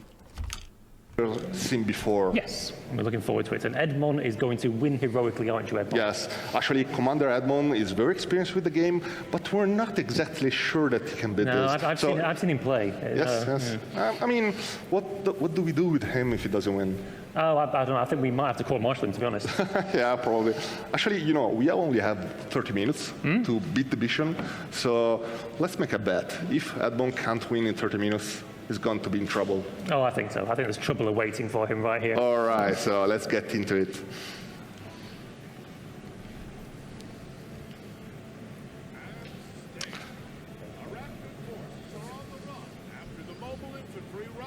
From the city. To prevent further incursions, the military is building a line of fortifications around Kwalasha's industrial sector. Troopers are busy clearing out the last few insect stragglers from the green zone. Safety, security, and a return to normal life are just around the bend. Normal life, here we come. Just reading a few other comments there. So, so saying what's APM? I don't know what that is. There is that no idea what that is. It's not 400. I've got no idea what APM actually is there, sorry. Starship Troopers might be one of the few Slitherine RTSs. I think so as well. There's not very many. This is, again, something that I'm concerned with the game, is that Slitherine and Matrix excel with like real-time sort of war game. It's not real-time, with more turn-based sort of games, and so their market is actually quite, even though they've done niche gaming, their market is very used to being able to plan and do things. And so I'm concerned for the game in the sense that because it doesn't have an active an active pause, it's going to then mean that the traditional market from Slitherine and Matrix won't really be like, it's going to be too much for them, I would think. And I'll put myself in that category. It's too much for me. Just reading a few more of this. So ZG is saying they definitely got the Starship Troopers part on point. Yes, absolutely. But in the demo, the strategy game part was seriously lacking. I think so, and I think that I haven't played the demo, to be honest. It's sort of, as I say, it's like the real-time aspect for me is, I didn't play, what's the other, StarCraft. I didn't play that game. I didn't play... was it World of Warcraft? Whichever one the other one was that was sort of like, full on real time. I didn't enjoy those games. I did actually have them, but I didn't enjoy them. I don't know. I couldn't see, and that was actually when I was a lot younger. So I had better reflexes at that stage. So it was, and I still didn't enjoy them. So I know that for me, I'm not the market for this game. But I am concerned that they don't have like games like Distant Worlds, for example, has got like a very, very good active pausable aspect to it, where you can pause the game whenever you like, go and sort out whatever you have to sort out, and then unpause the game. And for me, that's really ideal. Like it works brilliantly. But this game really worries me that that's actually not part of what they've actually got. So just reading a few more of it there. So Hannibal Bonaparte saying real-time strategy games like the old Settlers were forgiving for us guys with a low APM. This game, yes, and this game seems to be like the opposite. Again, I don't know what APM is, but I know what you mean. So the old Settlers games were sedate. They were relaxing, actually. It's sort of funny because, they're ancient now. I much prefer the older Settlers games, like the original one. I think was still the best. And as you say, like you could sort of, like it was... That one, was that one pausable at all? Like I think you could freeze the game, and I think you could sort of like press escape or something and freeze the game here, but you just can't give it any instructions. Oh, actions per minute. There we go. I had no idea. I've never heard of that before. So and so Settlers was great because you could actually, and it wasn't really built around combat, and so I find that these combat games, particularly if you have to flick across a map, I think that's like if you can't pause and then go to a different part of the battlefield. That for me is a massive, massive problem. So just from my own gameplay sort of way of sort of playing. So ZG is saying hopefully they fixed flamethrowers getting stuck on bushes. I haven't seen that.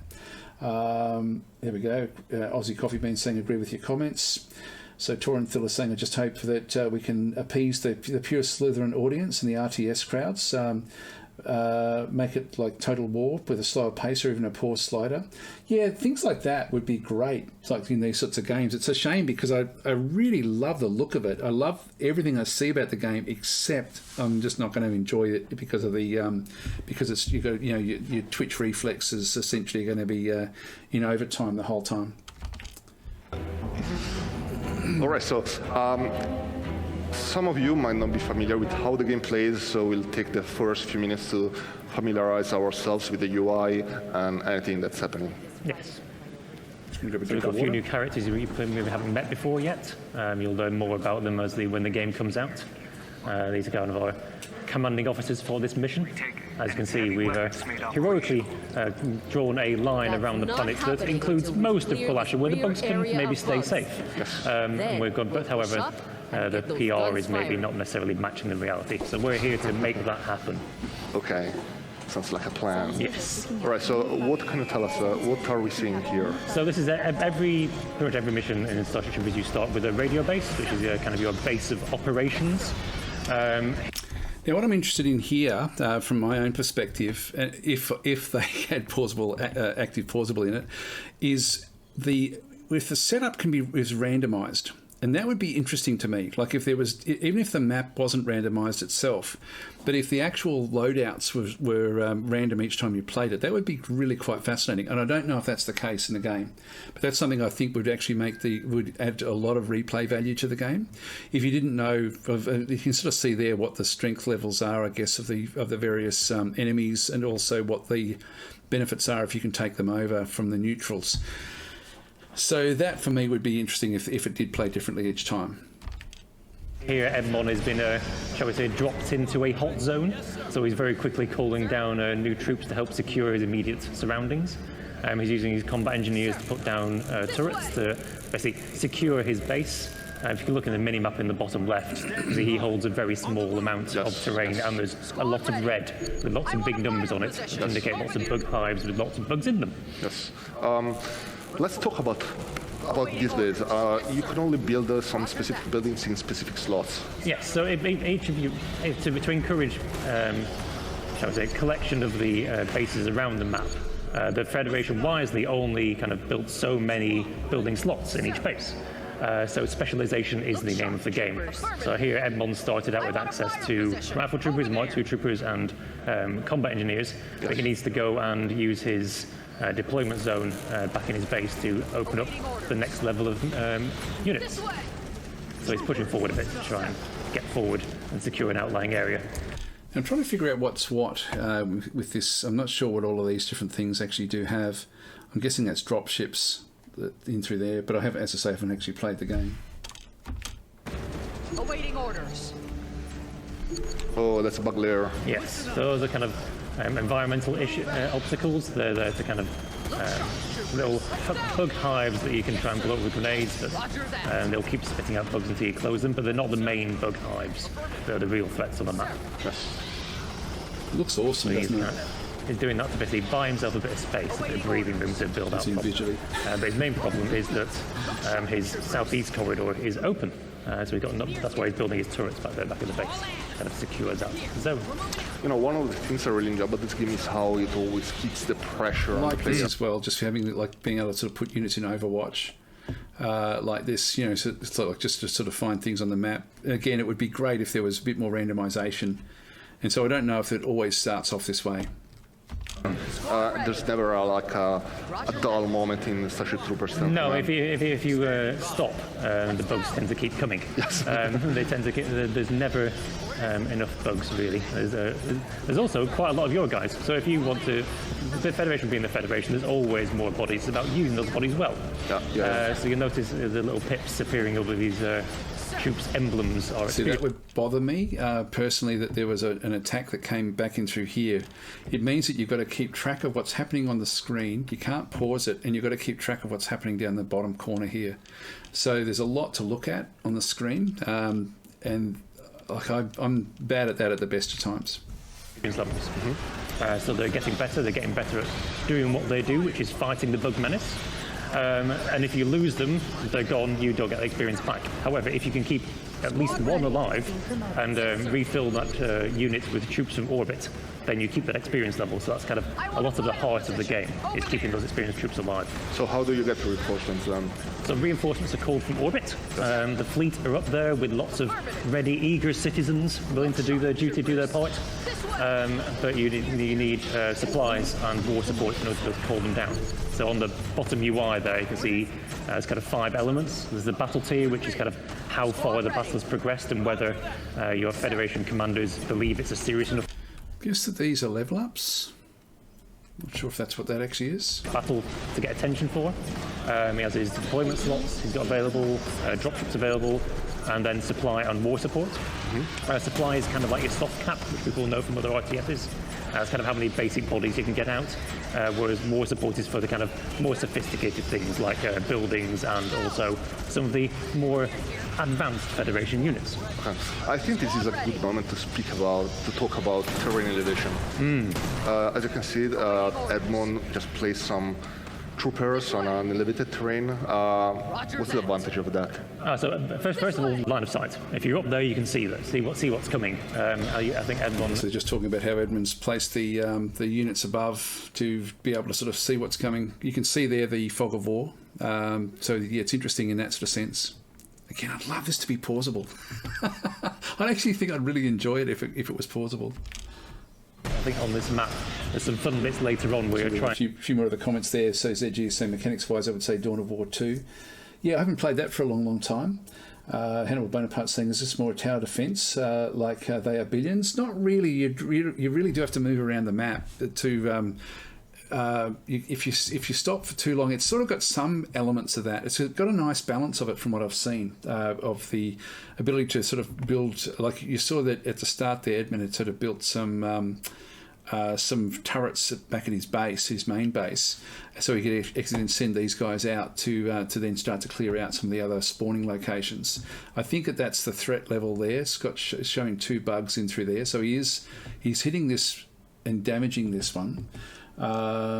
Just reading a few more of them there. So so Gyrox is in saying StarCraft 2 Terran versus Zerg. Yeah, Tenra is saying the bug AI seems kind of stupid compared to the movie. They were pretty stupid anyway, except for the brain bugs, weren't they? Like they were just they basically just they didn't do anything too smart. So I think that they just target whatever the closest troop is and just go for it. I think so. Yeah, you're right. It's not clever in the sense of it, like you look at, for example, games like another Slitherine game actually, which is the Gladius, Warhammer 40,000 Gladius Relics of War. Like the AI in that one is just exceptional, because if it starts to take too much damage, it will then sort of go and retreat, regroup, get everyone sort of ready, and then come back in another pulse. And so that for me is like the pinnacle of an AI essentially being able to think on the move, like as it's having troubles. That's a turn-based game though, of course. So ZG is then saying how smart are bugs strategically really in the games? Their intelligence are almost strategically they're more treacherous, ambushes and co. I think they do that a little bit in this. A little bit. Yeah, ZG saying brain bugs did strategy. Tactics were Zerg Rush, yes. Although the brain bugs were... I forget now in the movie sort of they were in control of the different groups, but they didn't mind sacrificing their troops. Anyway, let's continue on. To approach upper slope, and bugs are on there, but you can't see them until they suddenly start eating your face. So that's the first thing. Secondly, rate of fire. Everyone on a higher unit gets a bit more rate of fire, and thirdly, you can fire over troops. So those rifle troopers at the back there. Yes. Okay, that was interesting. So these are high-rated troops. So they do better in that sort of sense. Plus, they can fire over the top. So this for me is like, this is interesting. Like the game mechanics are really, really sound in that sort of sense. And obviously, in action now, because that bug hole spawned some new guys.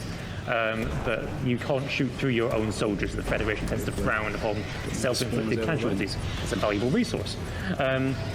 So putting someone on elevation means they can shoot over units with no real care about who's in the way. That's very handy. Yes. As you can see, Edmund has been using quite a few unit abilities. Yes.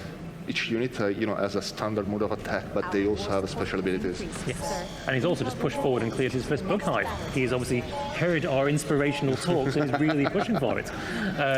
Here comes a second bin to get picked up. So it's going to get noisy again, guys. So get used to the. We've got today's our bin day, where we have the normal rubbish and also recycled rubbish, which is what will now be being picked up. So you'll be able to hear the dulcet tones of reversing truck.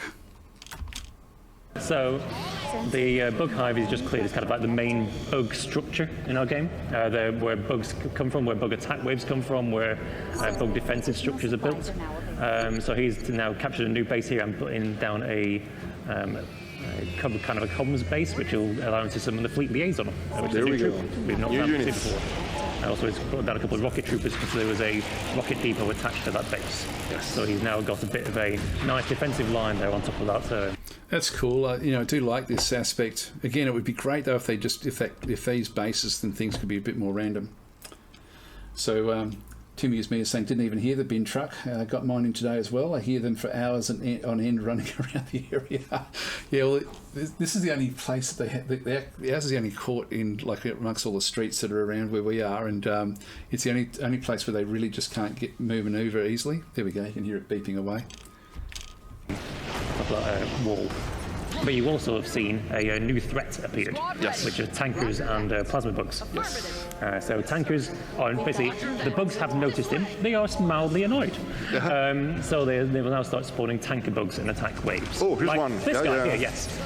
Which unfortunately is going to cause his Mark II troopers a few issues. They appear to be melting. I love that They're animation. melting, Edmond. They're melting. Do something. No, that's fine. I really love the animation, and I'm glad that we showed that on screen. Also, new threat, hopper bugs as well. Oh, by the way, I don't think we have shown plasma bugs before, so that's new as well. Yes. So Buying in saying I'm doing my part. Of course, from the movies. It's great, isn't it? It feels like Starship Troopers, even the sacrificing your own troops, to sort of take out those sort of tank troops and things. Or tank bugs. Plasma bugs are the ones you've recognised from the movies, but in this one, they're not just shooting at orbit; they're shooting at you. Makes sense. So on the minimap, you see the kind of big blue zones. That's kind of the plasma bug range of fire on this map. If you get in there, they'll start dropping big, high explosive globs of plasma on you, just to keep you on your toes. That kind of thing. So Edmund's doing all right here. He's pushing forward. He's got enough supplies to call down Fleet Liaison if he wanted to, which might be a decent shout in the moment. Fleet Liaison. Yeah, so we can see that Edmund sort of is going around this part of the map. It's I don't know I think he can still go across this way as well, from what I've sort of seen of the actual map. So he's moving across, I guess, to get rid of this spawn point through there. Like the radio troopers people. Oh, there we go. There is a plasma problem. Yeah. He might want to move from there. Oh, and here's some spiffers and some poppers. Oh dear, people are falling dead. No. Come on, Edward, you can do it. Yeah. There we go. Made it. He's made it, and he's also avoided a plasma strike. Well done, Edmond. Another layer. So he's chosen not to go with a radio operator, so he can't summon reinforcements in the field. Otherwise, he'd be able to get some new bodies down to replenish those guys who've been killed. Yes. But also, the Fleet Liaison Officer, not only does she have that ability, she can also call down attack strikes, which are wonderfully devastating. Oh, the poor bugs. Yeah, as you remember in the movie, there was quite a rivalry between the mobile infantry and the fleet.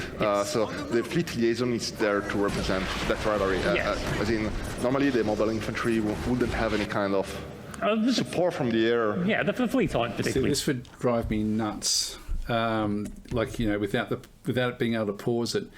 Edmund's trying to now sort of get things built and he's going back to a base over here when he's got a fight going on over this side. And like that, if without pausing it, that would really, really piss me off, to be honest. Bothered about your boots on the ground, they're worried about the planes in the air. But the fleet liaison kind of acts as a key link between the two, and there she is. Nice. Hello there. There we go. Yes, she is unfortunately owned with one Marita pistol, so it's probably best to keep her guarded. Well, I do hope that we're going to see some tuck strikes. Oh, I think that zone over there kind of needs. Here's as the we were saying, upper he's currently attacking uphill, which is occasionally an issue. Yeah. As you see, the attack strike has rather failed before. No, here's a plasma bug. Hello, plasma bug. Very nice. So it takes a long time for them to recharge, but when they do, it tends to get quite messy. And the hive he's trying to attack you is quite a big one as well. So not only are there bugs, like the chariot bugs there, who are trying to defend the plasma bug. This is cool as well. Yes, incoming. Just seeing like I didn't see what he clicked on there. I'll just have Come on, Mom, drop the. He's trying to attack you is quite a big one as well. So not. Hello, plasma bug. Very nice. Is the I'm not seeing the cursor capture in this one, so we don't get to see what Edmund's actually clicking on. So it takes a long time for them to recharge, but when they do, it tends to get quite messy. And the hive he's trying to attack you is quite a big one as well. So not only are there bugs, like the chariot bugs there, who are trying to defend the plasma bug. It's a fast strike. Yes, incoming. You must have clicked on this one under here, I guess. Come on, Mom, drop the hammer. Yeah, okay, there we go. So we've got a cooldown now. There we go. There we go. Now, the thing is, plasma bugs have quite a lot of armour. So he's done a wonderful job there of clearing out the bugs that are guarding the plasma bug. But he'll need to get his rocket troopers in there to finish the deal. Like that. Nice. But she probably needs to get out of there. Come on, Lily, run! That was a close one. That was a close one. Listen up. So he's doing some high action. He's got some good high. There we go. There One it goes. Good work, Edmond. So there's two plasma bugs on this map. Yeah, so he needs to go and deal with that. But as you were saying earlier, Alberto, this certainly at this stage of the game, Starship Troopers is generally about escalation. Yes. You get better, the bugs get better. Yes. You get more troops. Actually, what I'll do is just read a few more of the comments. So, where are we up to? Actually, not that many to do. So, I wonder if they ever do a StarGate game that's any good. Well, this will be the first StarGate game ever to come out. Not this one here, but the one that we covered earlier. So, Torithel saying they're moving into that direction. No. With the screen, I'm not sure what you guys are talking about. I may have missed something there in the comments. So maybe I wouldn't mind a rise of strategy or sci-fi games. A bigger scale would be better, says Tenru. I don't mind what I'm seeing here scale-wise, to be honest. I do quite like it.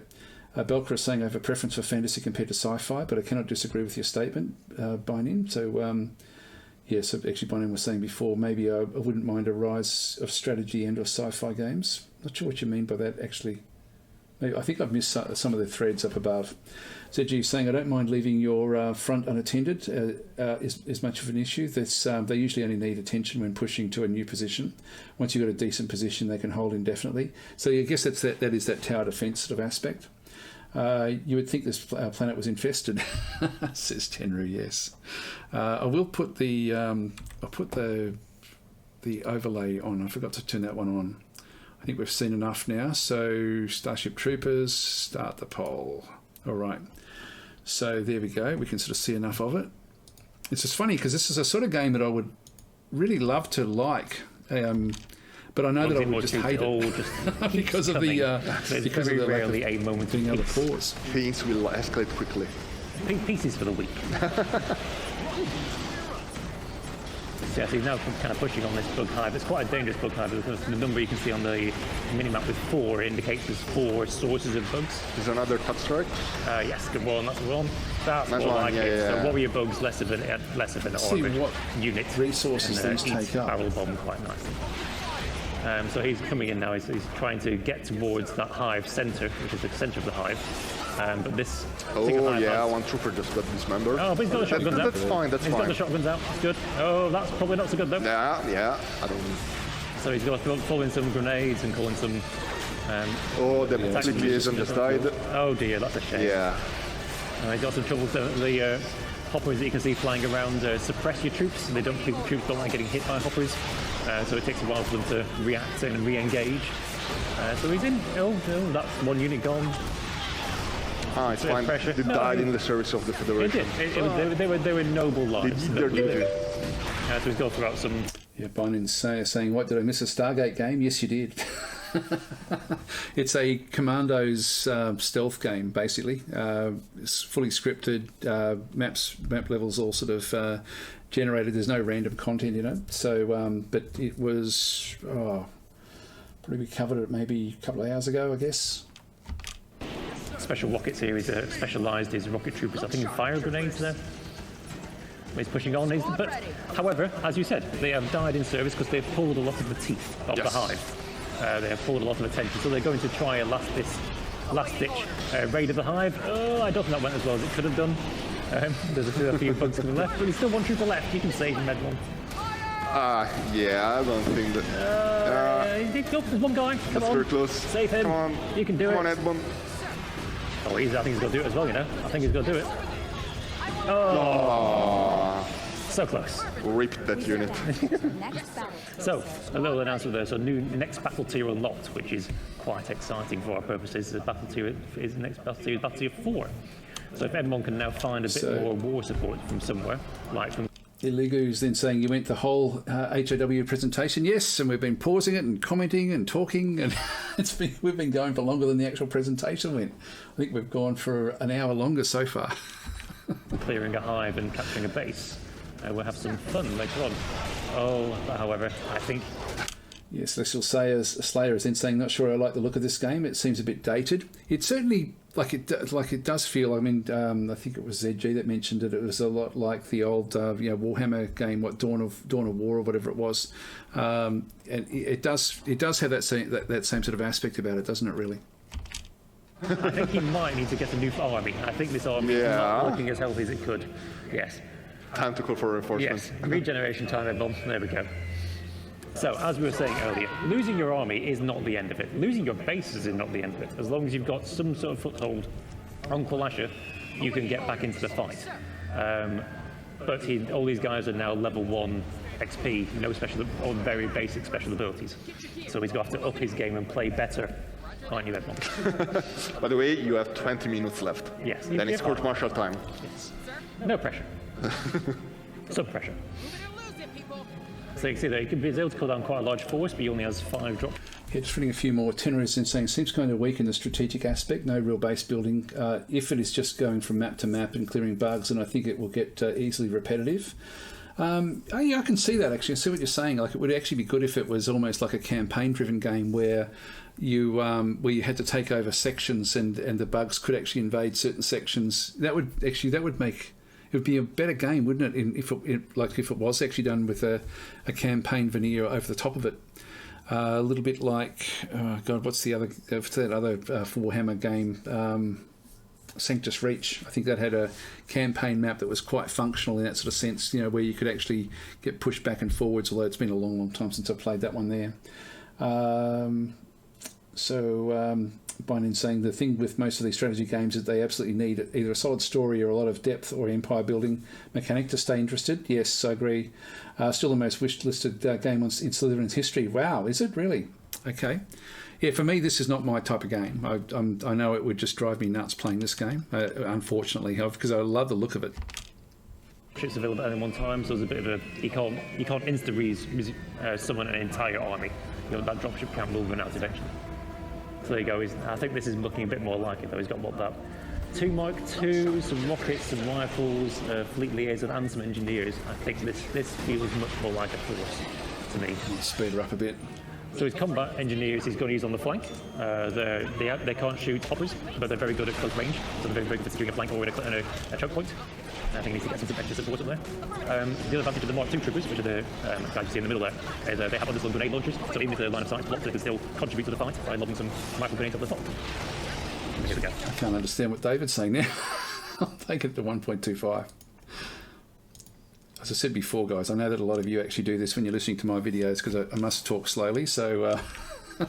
This feels like a it's a tip of how to use YouTube. So it really feels great when there are all those bugs coming at you and just being shot and punch pieces. It's amazing. So you saw that Edmond actually, rather than calling down the attack strike, he used the fleet liaison to drop a dropship beacon, which meant he could summon reinforcements from orbit, which has given him a chance now to basically take a few losses, but then resummon them back and keep them back in the fight. And if he can keep that area defended, then he'll be able to basically push out from there and hopefully take this bug high death. Just to explain something to those players who are a bit more familiar with RTS games, this game is really, really, really about micro. Oh yes, it's very much a micro game, not a macro game. Yeah. There is as you've said, there's an economy there, but it's a Starship Troopers economy. It's not your usual. There's no harvesters, there's no drones. Well, there are drones. They're on the other. Do you want me to just go back to normal speed? I'll go back to 1 because even 1.25 is too fast, isn't it? In this case. Died. It's very much about securing access to forces and using those forces well. Edmond is, from looking at his hand, he's playing with a very high sensitivity mouse. He's barely moving. He's in full leech player mode right now, I think.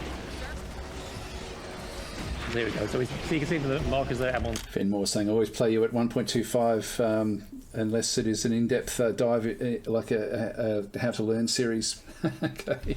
Yeah, I know a lot of people do actually when I get a lot of comments that they listen to it at a higher speed. Cleared the bugs out of the main hive. He's cleared the bugs out of that first tunnel, so I think they're about to come back. There we go. So he's just got to clear those last few tips of bugs down. Oh, they're going to make it. Oh, I think they got bushwhacked. Didn't quite make it. But he can get down a drop zone and keep people up. And he's got some reinforcements back at the base to come and help. But it looks like that hive's down, that hive's down, that hive's down. Clear it, go on, get those guys in there. Come on, boys and girls, you can do it. So they're going to go in there. The bugs basically have been drained of their strength and their fury to take you out. So now a quick push in, a few explosive charges, and the hive is gone. And importantly, the Federation respects this, so it gains two war support for that, which is very useful. Yeah, this is very good, but 50 minutes left. Yes, no pressure. All right, so now we are going to another base. Yeah, so what he did by taking that big bug hive now is he's bought himself a bit of space, a bit of breathing space around his main defensive lines. So what he's got to do is go and capture that. So that's the base. If we just go back again, I might just flick forward a little bit with some of these. Yes, so he gains two war support for that, which is very useful. Yeah, this is very good, but 50 minutes left. Yes, no pressure. All right, so now we are going to another base. Yeah, so what he did by taking that big bug hive now is he's bought himself a bit of space, a bit of breathing. So he's brought his camera back to the original base. He's building up different things. Again, I've got no idea what all these different things actually are. Yeah, as I say, it does look interesting, but it's just way too much going on for me. Breathing space I'll around skip his forward a main little bit. But his HMD turrets. Yes. They can't shoot upwards, which is unfortunate. It's not very good at aerial bombardment, but that's what rifle troopers are for. Makes sense. Yes, so everyone's going to bring in the big guns now, literally. Yes. Yeah, I really love it. Yes, so he's going to secure this area from these bugs. These warriors are no threat at all to a marauder. Wow, look at that! Look at those. You can shoot in any direction. Yes. It's like RoboCop. So I see that hive has been pretty much shut down within seconds. Yeah, they're getting decimated. Oh, will he make that? Oh, that's going to be close. Yeah, he made it, I think. Oh. Yes, Edmond. Yes, nice. You are still alive. So now he's done what the Federation wanted, which is basically he's closing down hives. But he's now got a new objective, which is not just to clear all the hives, but also to activate the wavebreaker cannons on the exterior perimeter. So it's what can you tell us about this cannon? So wavebreaker cannons, you'll also remember possibly from Starship Troopers 3, defending the outpost there. They are very big guns, shall we say, is a very subtle way of putting it. But they're currently cut off. The defending forces couldn't secure them when the bugs attacked earlier. So his job is to push forward, reactivate the controls, and use them to stop the bug attacks that are currently coming in. If you look on the minimap, you can see the arrows in the southeast. So there's bug attack waves coming from that direction. So he's now securing some little supply caches around the map to buy himself a bit more supply headroom, which is used almost instantly. That's how good he is. Oh, and the bugs appear to be taking his base back. Oh, that's unfortunate, Edmond. They appear to have wised up to your cunning plans. So I think he might be about to go into negative supply. He is. Negative supply is no bad thing. He'll be fine. Edmond knows what he's doing. But it does mean that he's not going to be able to summon any new troops until he gets into positive supply again. I mean, that's dangerous, but not. It doesn't necessarily mean that's the end of the mission. No, it's the kind of thing. If he can go back there and retake those bases, I have entirely lots of faith in him. But I'm not sure his troopers necessarily do right at this moment in time. The last man. Run away, little man.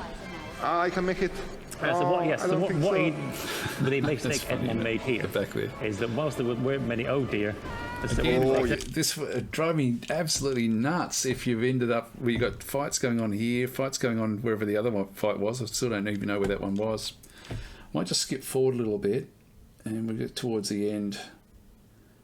Otherwise, it's just going to be way too long. So let's just go around here somewhere. Actually, while I'm waiting for that to load in, Tenor is saying, I played Warhammer Mechanicus.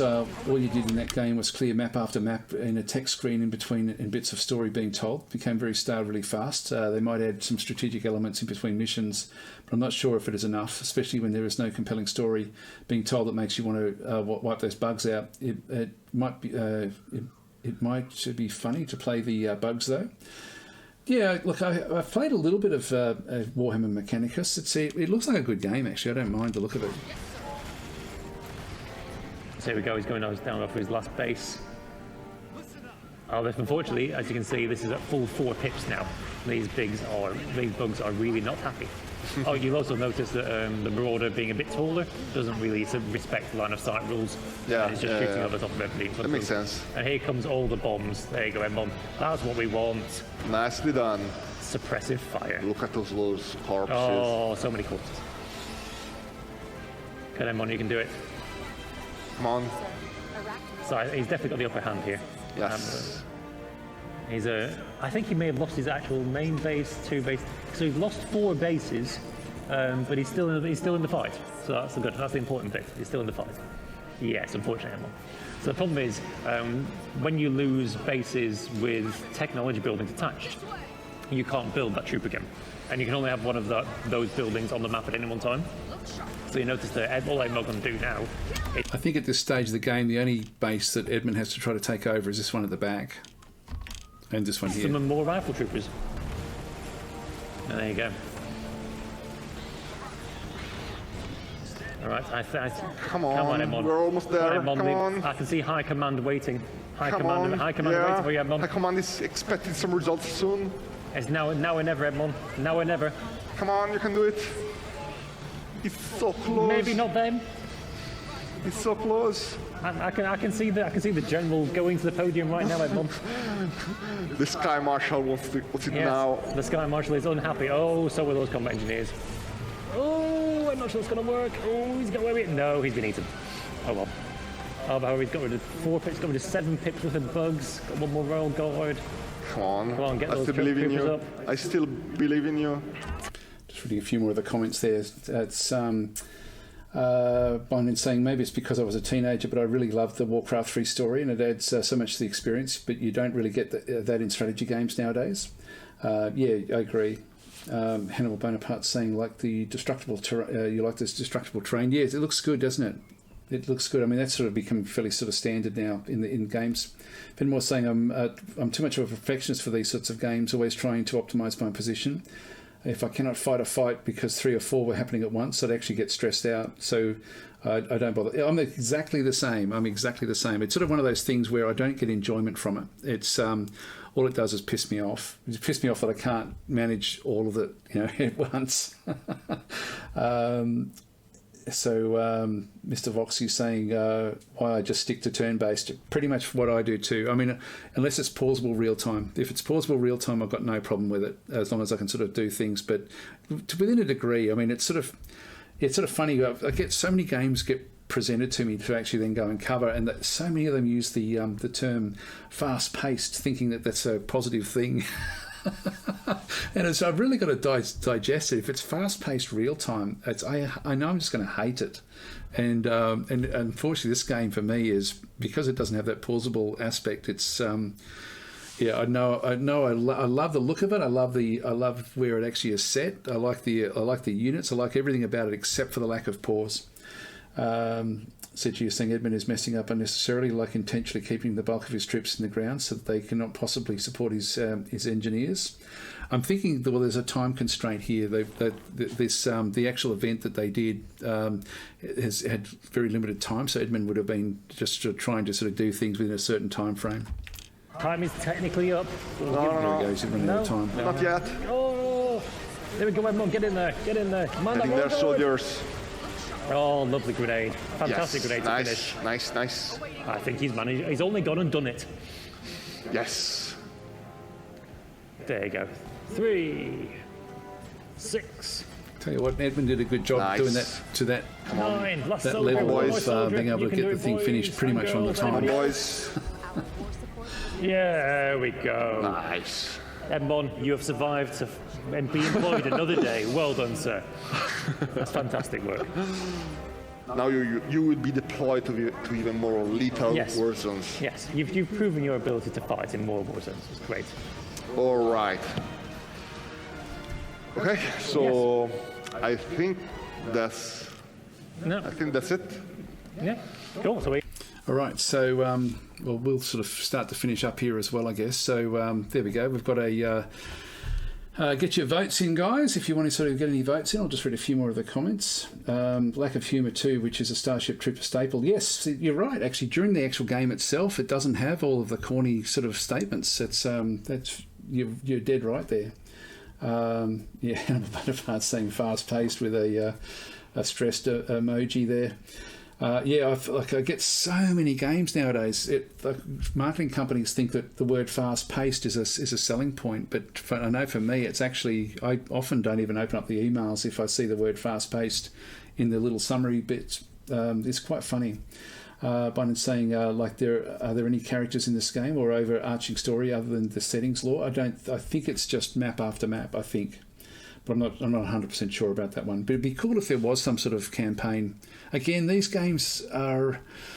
They don't look like they're built for...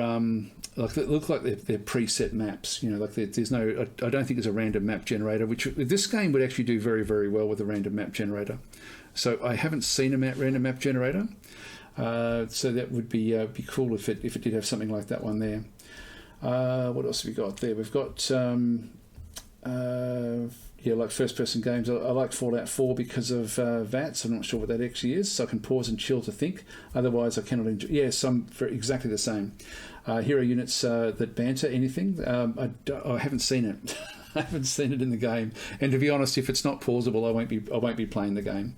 Byron saying it's built like a story game but plays like a sandbox. Without a sandbox is the impression I get. It's sort of it could be made into a sandbox game. This is one, unlike the StarGate one that we looked at before. Someone did actually ask if we did cover a StarGate game. Yeah, that was. I think we've already answered that one. That was a fair while back. So the built-in story game. Yeah, it's sort of, I don't know. RTS not for me, says Chirank. Mr. Voxy's got one of my emojis there.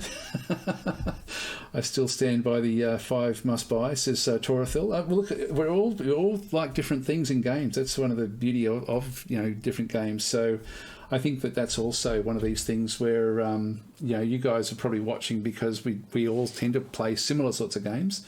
There's always going to be crossovers into other areas, but certainly the voting that you guys have done today has been pretty much in line with the way that I would vote. Like, I'd be a mild interest in this one here. So at the time of essence at 63, I have to choose carefully. So I know what you mean. It's sort of one of those things where I find there's certain games that have been... There are a lot of games coming out that I really, really like a lot, that have... this has been a very good year for games. Unfortunately, this one here is just, I don't think I'm going to be able to, really sort of enjoy it the way it currently is, which is a shame because I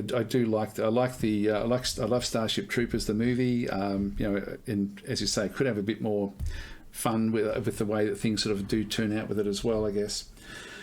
All right, guys. Well, I'll finish off the poll. So we've got a mild interest is the one that we actually have on that one through there. So I'll actually go and have a bit of a look at the...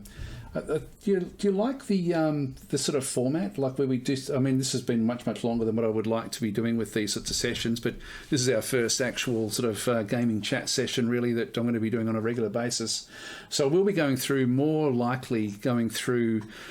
games that have released on Steam, and probably like when we did it the other day, we were having a look at Steam itself and just seeing if games looked interesting. And so it's a bit of a difficult way to sort of choose games, but I'll give this a go for a couple of months anyway and just sort of see how it works. See if it's something that you guys actually do like. I certainly like the interaction with you guys, so it's good. And actually, it's interesting for me to see the voting as well, because I really was expecting this game and also the StarGate one. I thought was going to be very much a must buy for most of you. It's really quite interesting actually. Really, really fascinating. So Scandalmus is saying, very fun stream. Yeah, it's good fun actually. I really do enjoy it. And Fenmore saying you really enjoyed it as well. So I like the format of the stream, says Hannibal Bonaparte. So Trang saying, Daz, I'm a Daz boy, the DasTactic fanboy. So you do what you do. Enjoying this chat format, always looking forward to the next one. Yeah, well, I'm going to do it every week. I'm going to try to do it at the same time. So I'm going to try to make this the one stream that I do at a regular time. And then for the rest of the week, I'll just, whenever I wake up, I'll just start streaming. So anyway, guys, I will leave it there. So thank you very much for watching, and thanks for participating as well. And it is, I think, valuable to sort of see. It's valuable for me to sort of know what to sort of stream on my channel as well, just seeing what you guys are actually, what sort of games you guys like. Because sometimes I feel like I've got to try to play games, even if I'm not really into them, because they've just come out, But if I don't feel I have to do that, which like looking at the results that you guys have sort of put up there. It's been very, very interesting from my perspective.